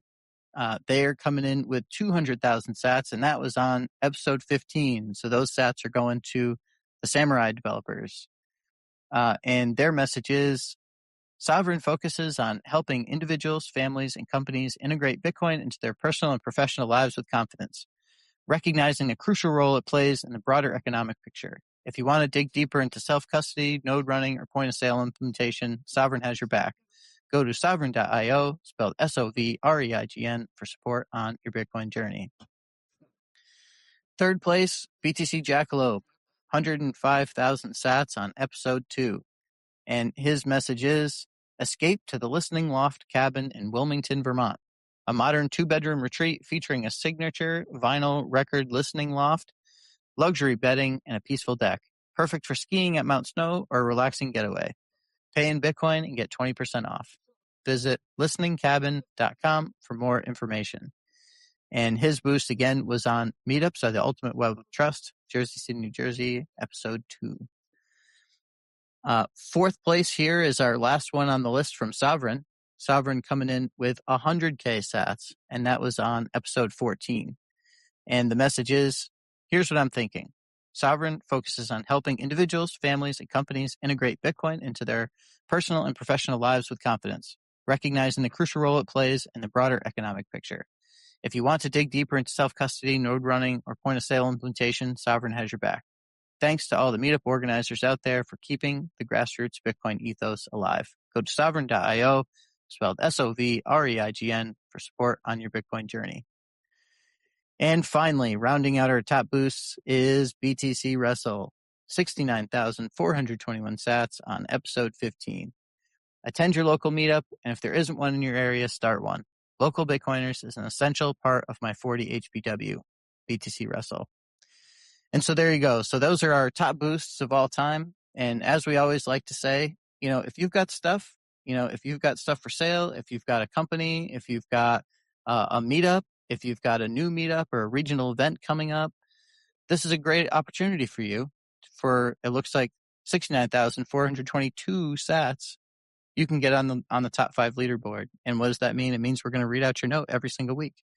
And those of you who listen to the show know that we actually do. We do it. We read the episode. We read the notes every single week over and over again. So that's what you get. So consider trying to get onto our top boosts of all time leaderboard. All right. So I this think the transition where we're going to, if there isn't one in your area, if you can't find a local meetup, you should start one. We've got some meetups that people have been featuring on the website. And so we're going to try and zap one of these featured meetups, 21K sats. Are we ready to do that? All right. I'm pulling up the list right now. So I'm trying to go through here because we agreed in the beginning that we would subtract off our own here. So we want to keep this community focused. And so if I'm going to read what I'm going to do first, I think before we do the 21K sat giveaway, is I'm going to walk down who submitted. So we've got Permanerd submitted Bitcoin Comex Valley meetup, and that is Tuesday, July 21st, 6:30 p.m. to 9:30 p.m. And that's at Chalk Spirits Tapas Billiards on Cliff Avenue in Courtney, BC. Thank you, Permanerd, for featuring your meetup on our meetups feed. Then we've got Battersea Bitcoiners. Battersea Bitcoiners July meetup. That's Wednesday, July 22nd, 6:30 p.m. to 9:30 p.m. And that is in Little Bianca. Interesting. So definitely check out Battersea Bitcoiners. I believe they're UK based. So if you're over there in the UK, make sure you check out Battersea Bitcoiners. Rev, you posted Chicago Bitcoin Collective Bid Devs, which is coming up on July 23rd, 7 p.m. to 10 p.m. And then you also posted Bitcoin and Beers, Chicago West Suburbs. That would be July 29th, 6 p.m. to 10 p.m. And that's at Bottle Theory in Elmhurst, Illinois. What else? Another one from Rev, South Bend, Indiana Bitcoin Meetup. Now we're into August. That would be Thursday, August 6th at Lang Lab. And then, another entrant here would be Witsixer, which is Cleveland Bitcoin Monthly Meetup. And that's Friday, August 14th, 7 p.m. to 9 p.m. West Eagle Saloon, Streetsboro, Ohio. And one last final entrant from Battersea Bitcoiners again, and that's their August meetup, Wednesday, August 19th, 9:30 p.m. Again, Little Bianca, and that's in the UK. So thank you guys for figuring out. We made some changes to the way that we kind of dropped our meetups page, and we replaced it with this community feed. And now we've got these featured events. So if you've got an event on Nostr and you'd like it to be featured, we'll read it off. And for right now, at least, you get entered to win 21K sats. So yeah, and the idea here is that anybody can post a meetup as part of our community. If you got one that you're running or one that you attend and you want to put that information out there on Nostr, you can do that, and it will populate on our events feed on the website. And anybody can any of those meetups that are populated on the website, anybody can feature one of those meetups by boosting it on an episode. And so then when you feature one of these meetups, that enters you as the person who featured it into the running for this 21K sat zap. So you don't even necessarily have to be posting the meetup. You don't have to be running the meetup. You just have to say, this is one that I like, and you guys should check it out.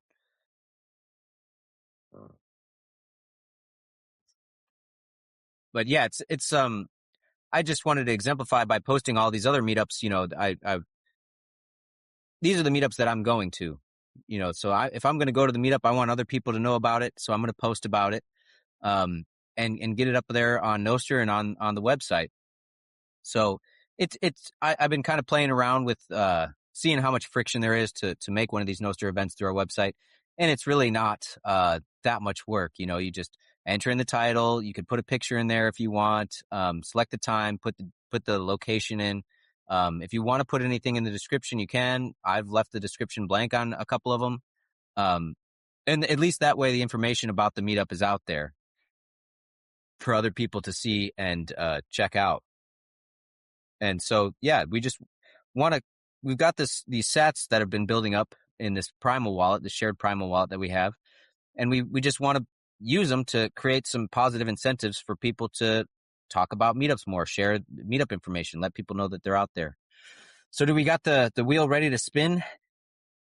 I've got the wheel ready to spin and coming fresh off some technical difficulties. So thanks for bearing with me, and we're ready to spin. So just for clarity, so what do we have here? We've got Battersea Bitcoiners is entered in twice here because they've got 2 in the next list. So we've got 2 Battersea Bitcoiners. We've got the Comex Valley, and we've got the Cleveland Bitcoin Meetup. So those are our entrants. So here we go. We're going to spin the wheel.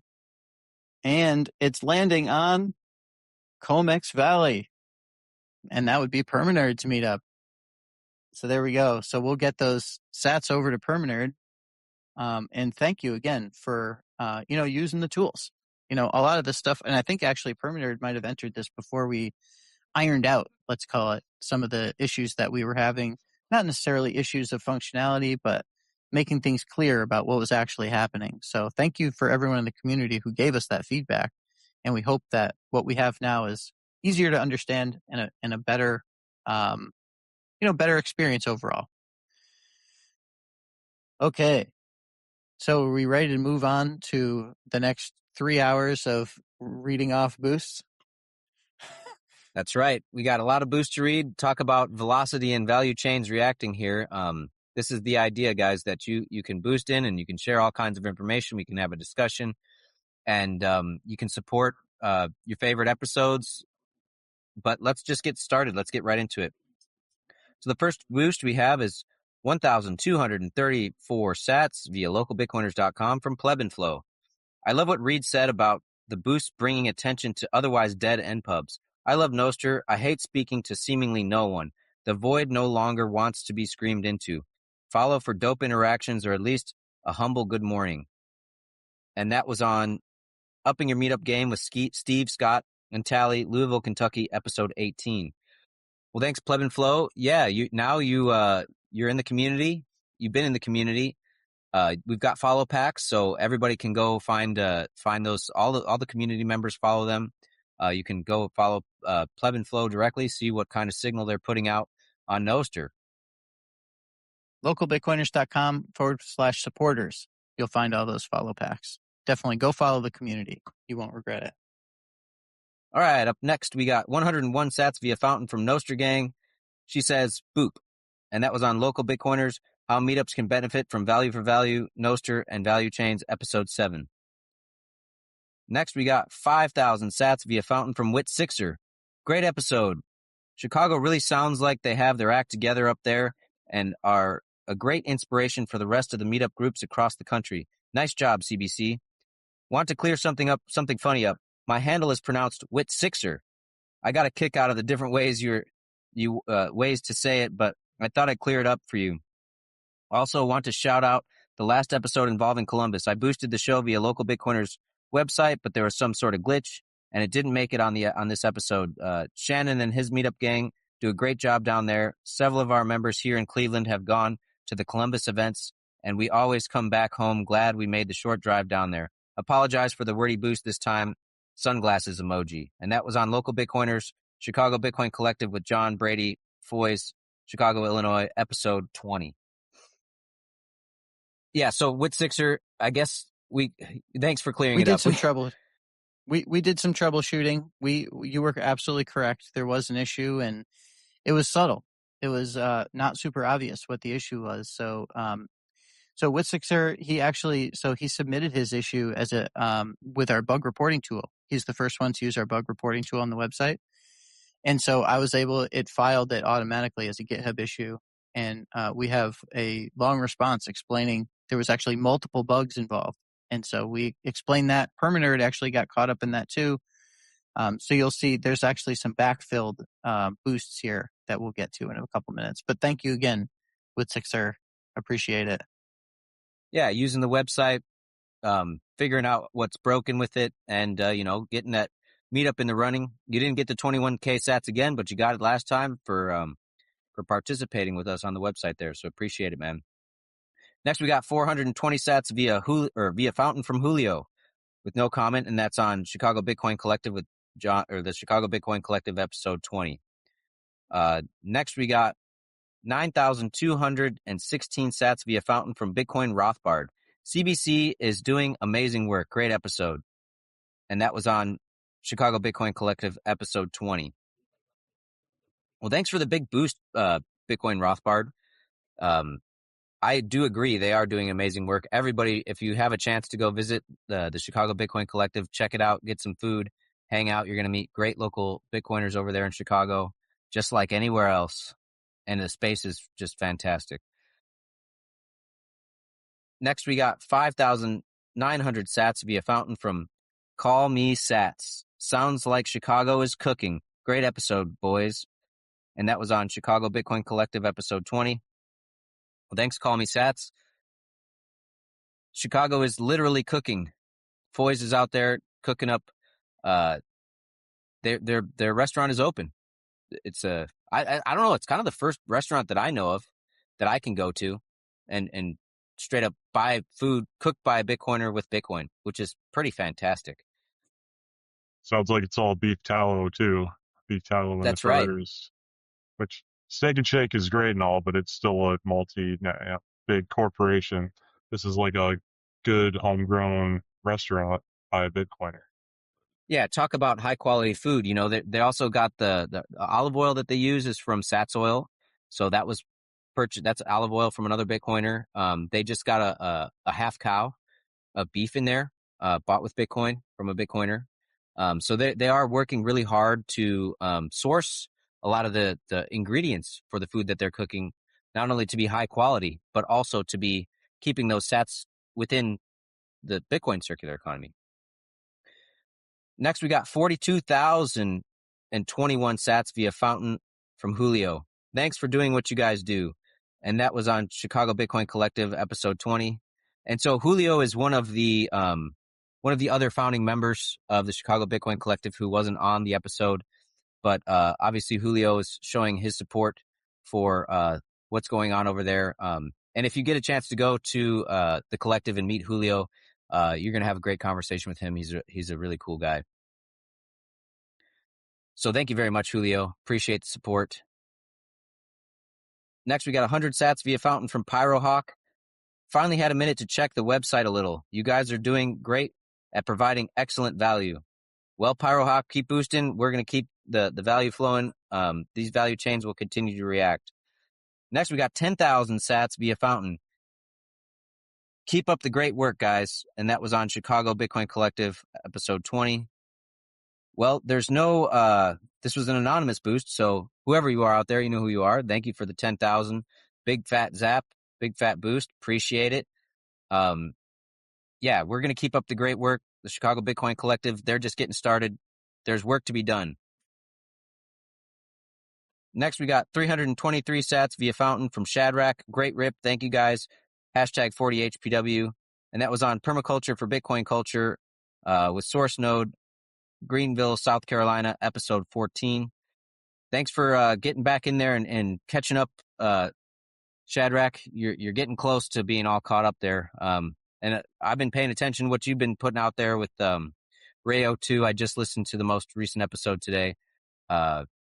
Great stuff is always coming out of what you guys are doing over there. Yeah, a lot of our community should know Shadrach, and I think that shows through with a lot of the with that podcast feed that we have. But if you don't know Shadrach, definitely go check out. He's got a lot of cool stuff going on, and he's been all over the podcast scene of late. So you'll find him in a bunch of different places. Yeah, definitely pay attention to what Shadrach's doing, because it's right on the bleeding edge of what the future can behold if we continue to do what we're doing with these meetups and everything. Next, we got a 101 sats via Fountain from Nostergang. Another lovely V for V podcast is the Millennial Media Offensive, underrated in my opinion, and that was on Chicago Bitcoin Collective episode 20. And so, yes, you can find Nostergang's curations on our podcast feed for the website, and I think that the Millennial Media, or what was it again? Millennial Media Offensive does show up on there from Nostergang boosting that too. I haven't gotten a chance to check it out personally yet, but it is gonna be jumping on my queue to see what's going on over there with that one. Next, we got 34,000 sats via localbitcoiners.com. 5,000 sats intended, one leg failed from Wit Sixer. Great. Guys, thanks again for the 21K sats. I woke up the other morning and was really surprised to see that zap. Great start to the day. To clear up a mystery, JK, it's pronounced Wit Sixer. All good, fellas. Shout out to Shannon from Columbus. We met him at the Cleveland Bitcoin halving party a few years ago. A few of us met him for breakfast the next day, and he gave us a great advice on how to get our meetup rolling. Nice guy. A few of our group have been down to C-Bus for their events, and I've heard nothing but great things. Cheers. And that was Recording the Revolution with Shannon from Columbus, Ohio, episode 19. Great to hear these boosts are getting through for you now with Sixer, and the Columbus stuff that they've got going on. That Midwest Bitcoin conference it's the Midwest Bitcoin Summit, excuse me, is going to be an exciting event. I hope I can finagle my way to get out there and check it out. As time gets closer to it, I'm getting FOMO for sure. What do you think, Matthew D? Are you interested in that Midwest Bitcoin Summit? Have you heard, or have you thought about that at all? I think I'll try to make it there. It's the first one, and it is in Ohio. So getting back to what Reed mentioned, I don't I don't I don't have any real problem with Ohio. It's kind of just an ongoing joke, but yeah, it's something where it could be cool to be there for the first one. It is more of your I think there will be quite a few suits there. We'll see how that turns out. Yeah, and I think there will be a showing. MIBTC might be there for a couple of talks, and um, but yeah, I think it might be worth trying to make it to that. Hell yeah! Next, we got new boost on local Bitcoiners. Originally boosted July 9th, 2026. 420 sats via localbitcoiners.com from Permanerd. And this is the sat winning boost here. Permanerd posted his meetup, or a meetup, the meetup that he's attending. And that's the Bitcoin Comex Valley meetup, July 21st, 6:30 to 9:30 at Chalk Spirits Tapas Billiards in Courtney, BC. So go check out that meetup. Go hang out with Permanerd and all the cool folks out in that meetup region, culture area. Next, we got originally boosted on July 9th, 2026, 1,208 sats via localbitcoiners.com, 1,776 sats intended, one leg failed from Permanerd. Permanerd says, great episode, guys. Shannon was another great guest. How is it that all Bitcoin meetup organizers are so articulate? I would imagine they are good looking as well. Shout out to the Comex Valley Bitcoin at the beach meetup. The venue was the beach and it went swimmingly.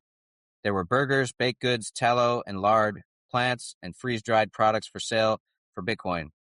I think it's a beautiful beginning to a Bitcoin market. And that was on Recording the Revolution with Shannon from Columbus, Ohio, episode 19. And it's just so great to hear. I just love hearing the stories of the people coming in with these products and getting the sats flowing at the meetup. It's not only is it one thing to spend Bitcoin with another Bitcoiner, but really, we don't get a lot of opportunities to whip our wallets out and try and make these transactions happen. And this is what I call experiential capital.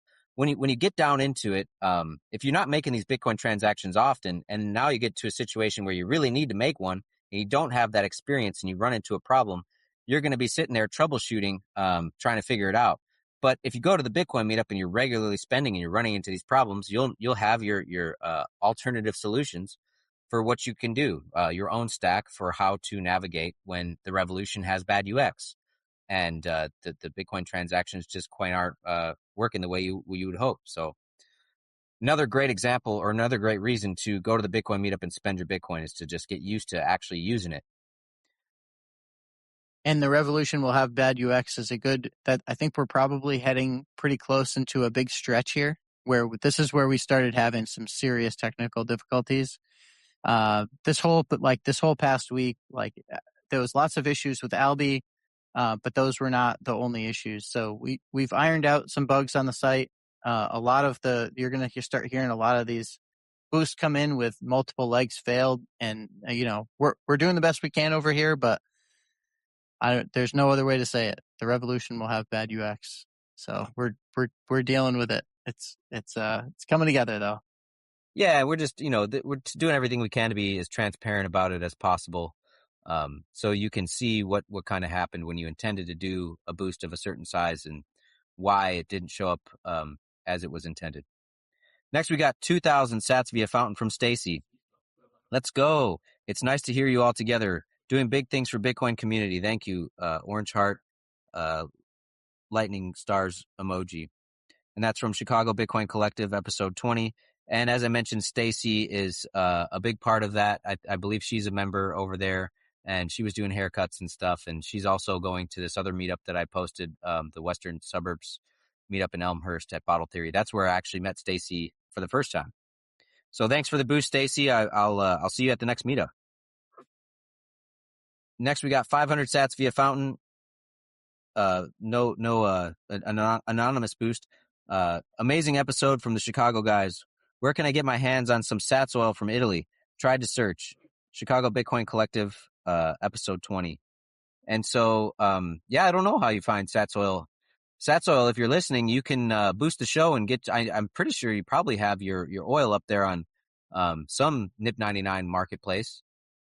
If you don't, you should, and then boost the show, and then people will be able to come right to localbitcoiners.com and buy it there. Next, we got 100 sats via fountain from Battersea Bitcoiners. I think I managed a triple boost, laugh out loud, though 2 seem to have failed splits. Enjoy the extra sats, guys. Hoping one day I can visit Chicago to see this awesome project. And that was on Chicago Bitcoin Collective, episode 20. Thanks again for the support, Battersea Bitcoiners. Let us know when you're in town. That's my neck of the woods. We'll hang out. I'll show you a good time. Get you into some of the secret spots in the area you might not find coming from overseas. Next, we got 68 sats via localbitcoiners.com, 100 intended, 1 leg failed from Anonymous, and that was just a boost on episode 20. Next, we got 1,000 sats via fountain from Whitsixer.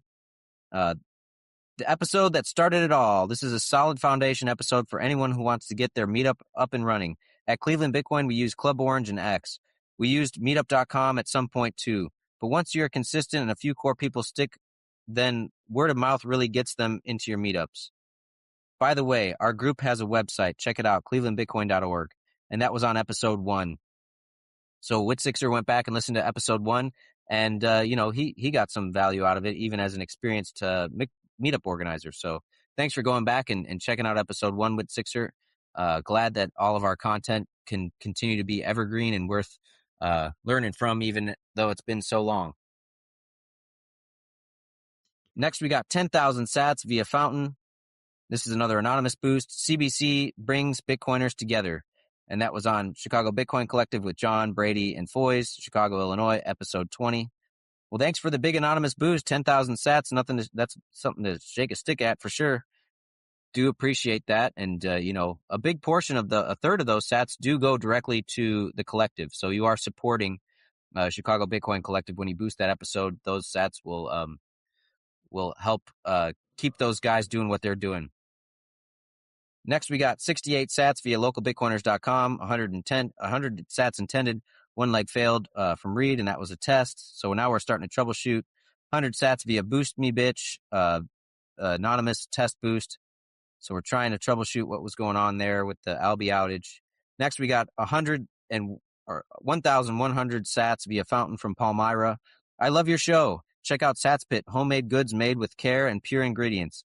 Then she's got the link to takemysats.com/satspit, and that's on the Chicago Bitcoin Collective with John, Brady, and Foys, Chicago, Illinois, episode 20. And Palmyra actually has a little gift for me waiting in my PO box. I got to get over there to get it and check it out. But I'm going to be sampling some of the Sats Pits products and see how I like them. So I appreciate that, Palmyra, for giving me a taste of it, and maybe you're going to get yourself a regular purchaser out of the deal. Yeah, and we'll see. We'll see. I'm not sure what Bullish his plans are there for the Take My Sats website, but it would be great if there was a button that would let you publish these as Noster NIP 99 events, because then it'd be featured on our website too. Right. So the Sats Pit stuff doesn't populate because it's on the Take My Sats website. It's possible that she added it also. I thought I saw it on there. Maybe okay. It's not. Well, maybe she got it on there too. Sorry about that. Yeah. So we'll have to double check for sure, but I'm pretty sure if you're interested in Sats Pit stuff, you can find it on the marketplace section of localbitcoiners.com. Next, we got 111 sats via fountain from Bullish Clips. Bullish says bullish. Chicago Bitcoin Collective, episode 20. Thanks, Bullish. Pretty happy to have I guess the sats market is probably just ending now as we're recording this, but I did get a zap in there to get us up on the banner. I do appreciate how Bullish is trying to create some games around the sats market as well. The next boosters we got a couple test boosts. Okay, next we got 100 sats via Boost Me Bitch from Chad F. And Chad F says, Boost Me Bitch has become self-aware. And so it seems like Chad F just straight up boosted the show from Boost Me Bitch. There was no particular episode that he boosted from that. So that's kind of cool. Yeah, he's definitely got some cool things cooking. And I think he had an explanation about what this note means. But I'm not going to say that I 100% am sure what it actually means. So if you're interested in how boostmebitch.com has become self-aware, you should go check out their website, because he's really cooking hard these days. Lots of new cool stuff coming out. All right, we got 1,000 sats via fountain from Wit Sixer again. Hey, big boost streak here this week, Wit Sixer. Thanks, man. Excellent episode. I agree with that. Every meetup group needs to set up an online chat once it gets its legs. We did the Telegram thing at Cleveland, but as you pointed out, too many scammers on that app. We switched to Discord, and it has blossomed. Can't recommend it enough. And that was on Meetups Are the Ultimate Web of Trust, Jersey City, episode 2. Well, thanks, Wit Sixer. It seems like you're going back and just getting through hitting through the backlog. So hopefully you're getting cool information out of each one. And that is a good tip. The group chats I really would be a lot harder for me to interact with the meetups the way I'm doing it without the group chats. Like I said, I do communicate in there leading up to the meetup and letting people know what the deal is when I show up and what kind of products I'm going to have with me and what's available and everything else. A couple more test boosts in here. Test boost. Yep, we were boosted. We were having problems. We testing. All right, next we got 1,000 sats via fountain from Battersea Bitcoiners. One more for me. If anyone else sends consumables globally, Battersea Bitcoiners are having a 1-year anniversary party on August 19th in London, and I would love your order. I'd love to order in some goods for Bitcoiners. Please reach out, or Rev and Reed, let me know if you have good suggestions. I'm already talking with Sats Oil. Thanks to this episode, and that was a Chicago Bitcoin Collective with John, Brady, and Foys, Chicago, Illinois, episode 20. So there you go. Battersea Bitcoiners kind of, I don't know if they're taking the idea from the Cleveland meetup and sort of trying to get some Bitcoin products in there, juice the circular economy a little bit from the Noster economy and cross-pollinate there. But yeah, if anyone listening got a product and you think that it would be cool to get over there for their 1-year anniversary party at Battersea Bitcoiners, hit them up. good opportunity too if we've got listeners over in Europe, because it's definitely going to be easier to get products there from at least somewhere in Europe. Definitely if you're in UK or in England, it should be easier to get your products there. But yeah, reach out to Battersea Bitcoiners. Great opportunity. Okay, and so here's the boost from Battersea Bitcoiners. That was the second entry into the 21K Sat Zap wheel tonight. And that's 420 sats via localbitcoiners.com. And they're boosting Battersea Bitcoiners' birthday, August 19th, 6:30 to 9:30 at Little Bianca. So there you go. The meetup information is there too if you want to try and check that out in August. Next, we got 420 sats via localbitcoiners.com from Wit6er. And Wit6er is also, this is the boost that got their meetup featured into that the 21K Sat Zap. And that's for the Cleveland Bitcoin Monthly Meetup, Friday, August 14th, 7 p.m. to 9 p.m. at the Wild Eagle Saloon, Streetsboro, Ohio. Thanks for getting that meetup information out there with Sixer. It's all over local Bitcoiners and our NPub feed now. And anyone else that's finding meetups on any Noster events client. Next, we got 100 sats via localbitcoiners.com from Alice A. And so Alice A is saying Thursday, July 23rd, 7 p.m., find the hidden door, knock to be granted entrance. And they've got a meetup.com link to Bitcoin only Sacktown. I'll read it off the information here. July 23rd, 7 p.m. to 9 p.m. at the North Notamus Library in Ingaglia, Sacramento. Or that's the street. Shit. Sacramento. North Notamus Library in Sacramento, California. All right. Thanks, Alice A. I've told you before, you're braver than I am trying to do all these pronunciations. Sometimes I'll just skip it and go to the city or the state or whatever. Yeah, Good on just you get for trying into this rhythm of just reading whatever's in front of me, and just like, all right, what's the next word? I got a lot of reading to do here. So we got another test boost. Okay, 420 sats via Fountain from Undisciplined. I love the emphasis on health. Check out our health and fitness community to talk to other Bitcoiners about it.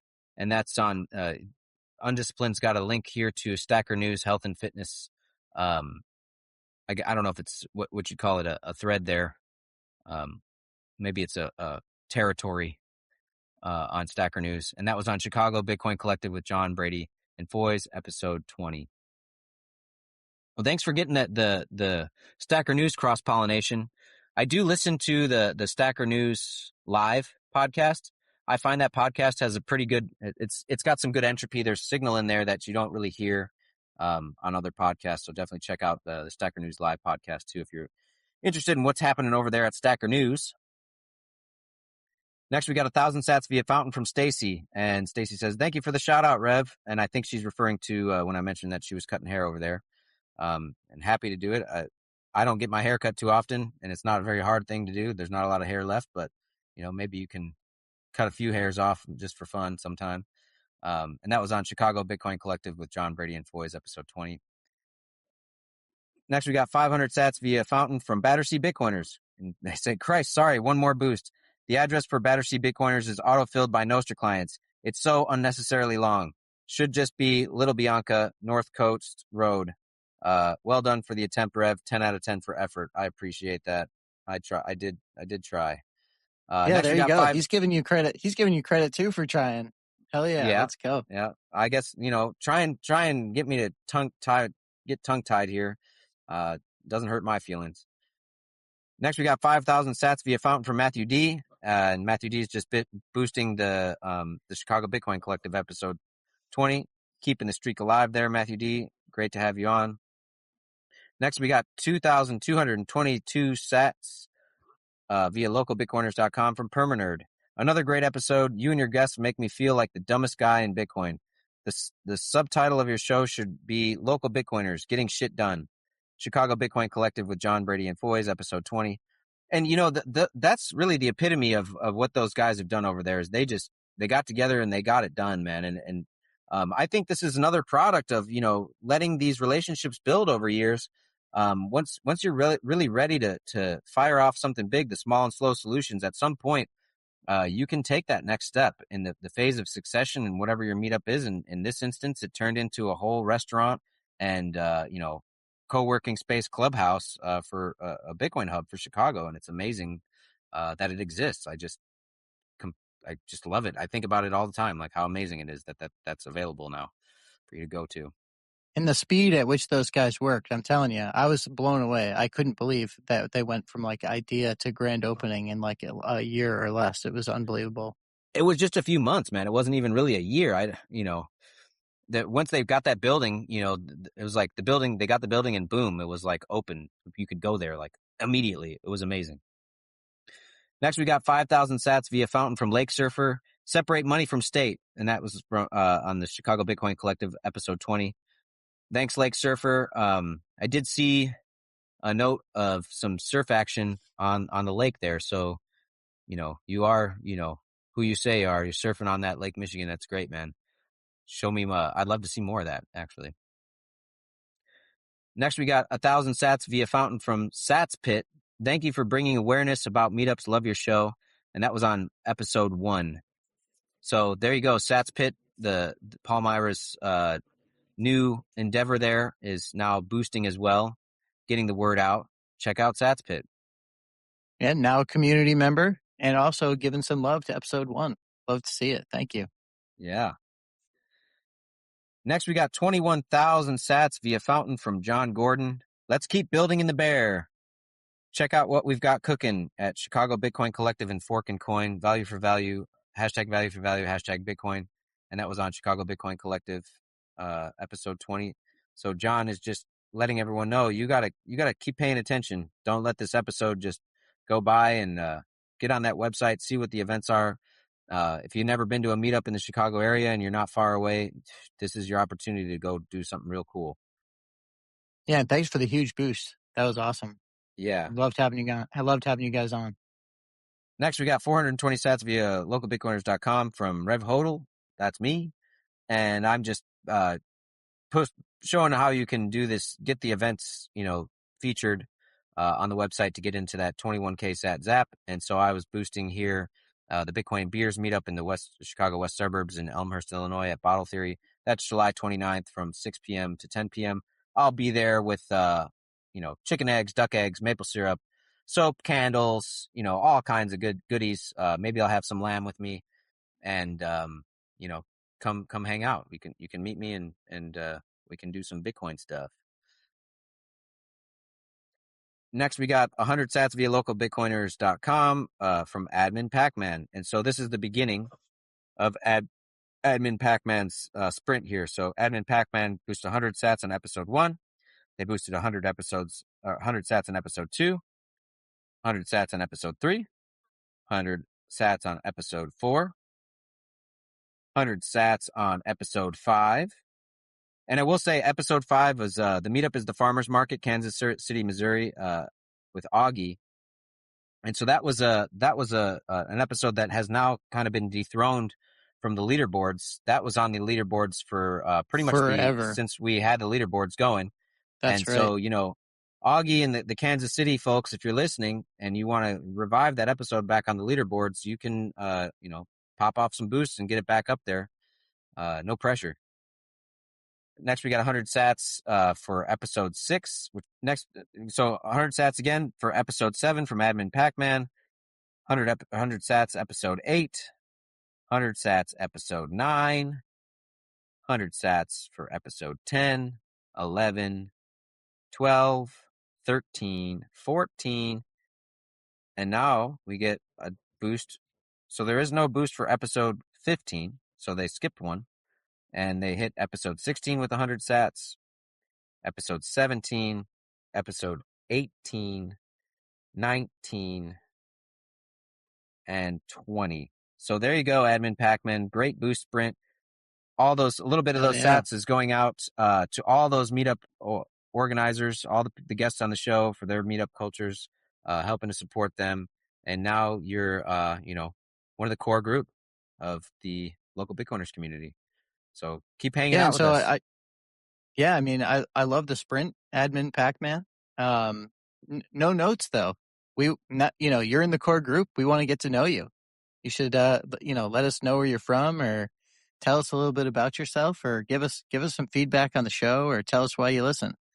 We'd love to hear more about you and learn more about you and get to talk about you a little bit now that you're up here on the leaderboards. All right. Next, I got 420 sats. This is me boosting another meetup. This is the Chicago Bitcoin Collective Bit Devs. That's July 23rd, 7 p.m. to 10 p.m. at the Chicago Bitcoin Collective. So go to check out the Bit Devs. I will most likely be there. And once again, same deal. I'll have all my stuff. We can hang out. We can learn a little bit. We can drink from that fire hose of technical information, wash all the pleb slop off. I love that. I do enjoy myself some pleb slop from time to time. It does scratch an itch. I can't. It's like, something you just can't look away from sometimes. And finally, I did kind of do an example here of I featured a meetup that wasn't something that I created. So 420 sats via localbitcoiners.com. I featured a meetup from Jordy, the Free Cities Conference in 2026, Prospera, Step Inside. And that's September 3rd.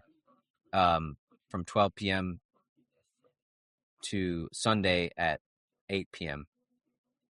And that's in Bay Islands, Honduras. So I just thought that was a cool, this Prospera, the thing going on there. I've been kind of interested in that. And so they are having a conference over there, which I saw on our website, which is cool. And so I featured the meetup on the site. And now it's featured. Hell yeah. Right. Yeah, so it's a great. I'm glad you used it that way, right? Because it shows people, if you are on, let's say, Plectos, and you happen to see a cool meetup coming up. Well, it doesn't even have to be yours. It doesn't even have to be your meetup. You don't even have to be going to it. If you just think it's cool and you'd like to feature it on the website, you can do that. There's tools there that will. You can just look up in this case, Jordy's was already on the website because Jordy's in the community, but the people don't even have to be in the community. You can just copy and paste the Nostr address for the event and bring it over and paste it in, and then you can boost that meetup and it will still be featured. So pretty cool. And when you feature a meetup, that puts you on the wheel for getting that 21K sat zap. So that's right. let's see some meetups on this events feed over there on the community feeds on localbitcoiners.com. Wow, what an amazing string of boosts there. I think that's probably the most interaction that we've had in recent memory of any episode. I mean, everybody loved that episode, and we got a lot of boosts on other shows, older shows, and yes, we did. So really cool, guys, that you're listening, you're participating. We say this is an opportunity for you to take advantage of this effort that you're sending sats out. Be like Sats Pit, talk about the products that you got. Be like Wit Sixer and talk about the meetup that you got going on. Whatever you like. It would be interesting. We're peripherally in this value for value music corner of Nostr. With Chad F and Boost Me Bitch. Not Boost Me Bitch isn't the music side. I think it's more Stablecraft. But anyways, yep. You could probably put some value for value music in the boost and be like, hey, check this band out, whatever. All of this stuff, this is our culture. This is the cultural capital. We want to see all the stuff that everybody in the community likes and share that information with everybody so we can all be on the same page. If we all have the same intellectual and experiential capital, now we've got a strong culture. Well, I think talking about the V4V music stuff, that's fully compatible with our we're calling it a podcast feed because that's what most of the boosts are on podcasts. But technically, it should really be an RSS boost feed. So I believe if you boost a song and you leave a message, it will show up on our podcast feed. So if you've got your favorite artists and you'd like us to know about it, or you'd like the rest of the local Bitcoiners community to know about it, send them a boost because it'll show up on our website. This is how Nostr's badass, man. You just take one action and all of a sudden it can populate in ways and places that you didn't realize and really share that information, get people to see it, get exposure to it. It's beautiful. We'll see how this continues to progress. All right. Another good episode in the books. Thank you again, Matthew D, for all your support. Matthew D had to drop off like halfway through the V4V section. understandable given the number of boosts that we needed to read off. Nice job, Rev, getting through all those. You had to go maybe a little bit faster than normal, but I think you got through them all, crushed it. Yep, we did it. I would be happy to do this every episode, just read off boost after boost after boost, It just shows that there's good information out there. There's good things to be seeing on this. Noster is not dead. Look at it. Look what's going on. There's a whole vibrant, very active thing going on. Hell yeah. Yeah. All right. Well, thanks again to everybody who boosted. We hope that you're getting your value back a little bit here. We hope we're interacting with you on the show and bringing some light to all the cool shit that you guys have going on. So thanks everybody so much. And I think with that, we can roll the outro. Episode complete. If you run a Bitcoin meetup and want to talk about it here, reach out. Check the show notes for contact info, link to meetup organizer resources on GitHub, and more. Send us a boost of any size and advertise your next meetup. We'll read it out on the next episode. And remember, attend your local meetup or start your own. Local Bitcoiners are always just one meetup away.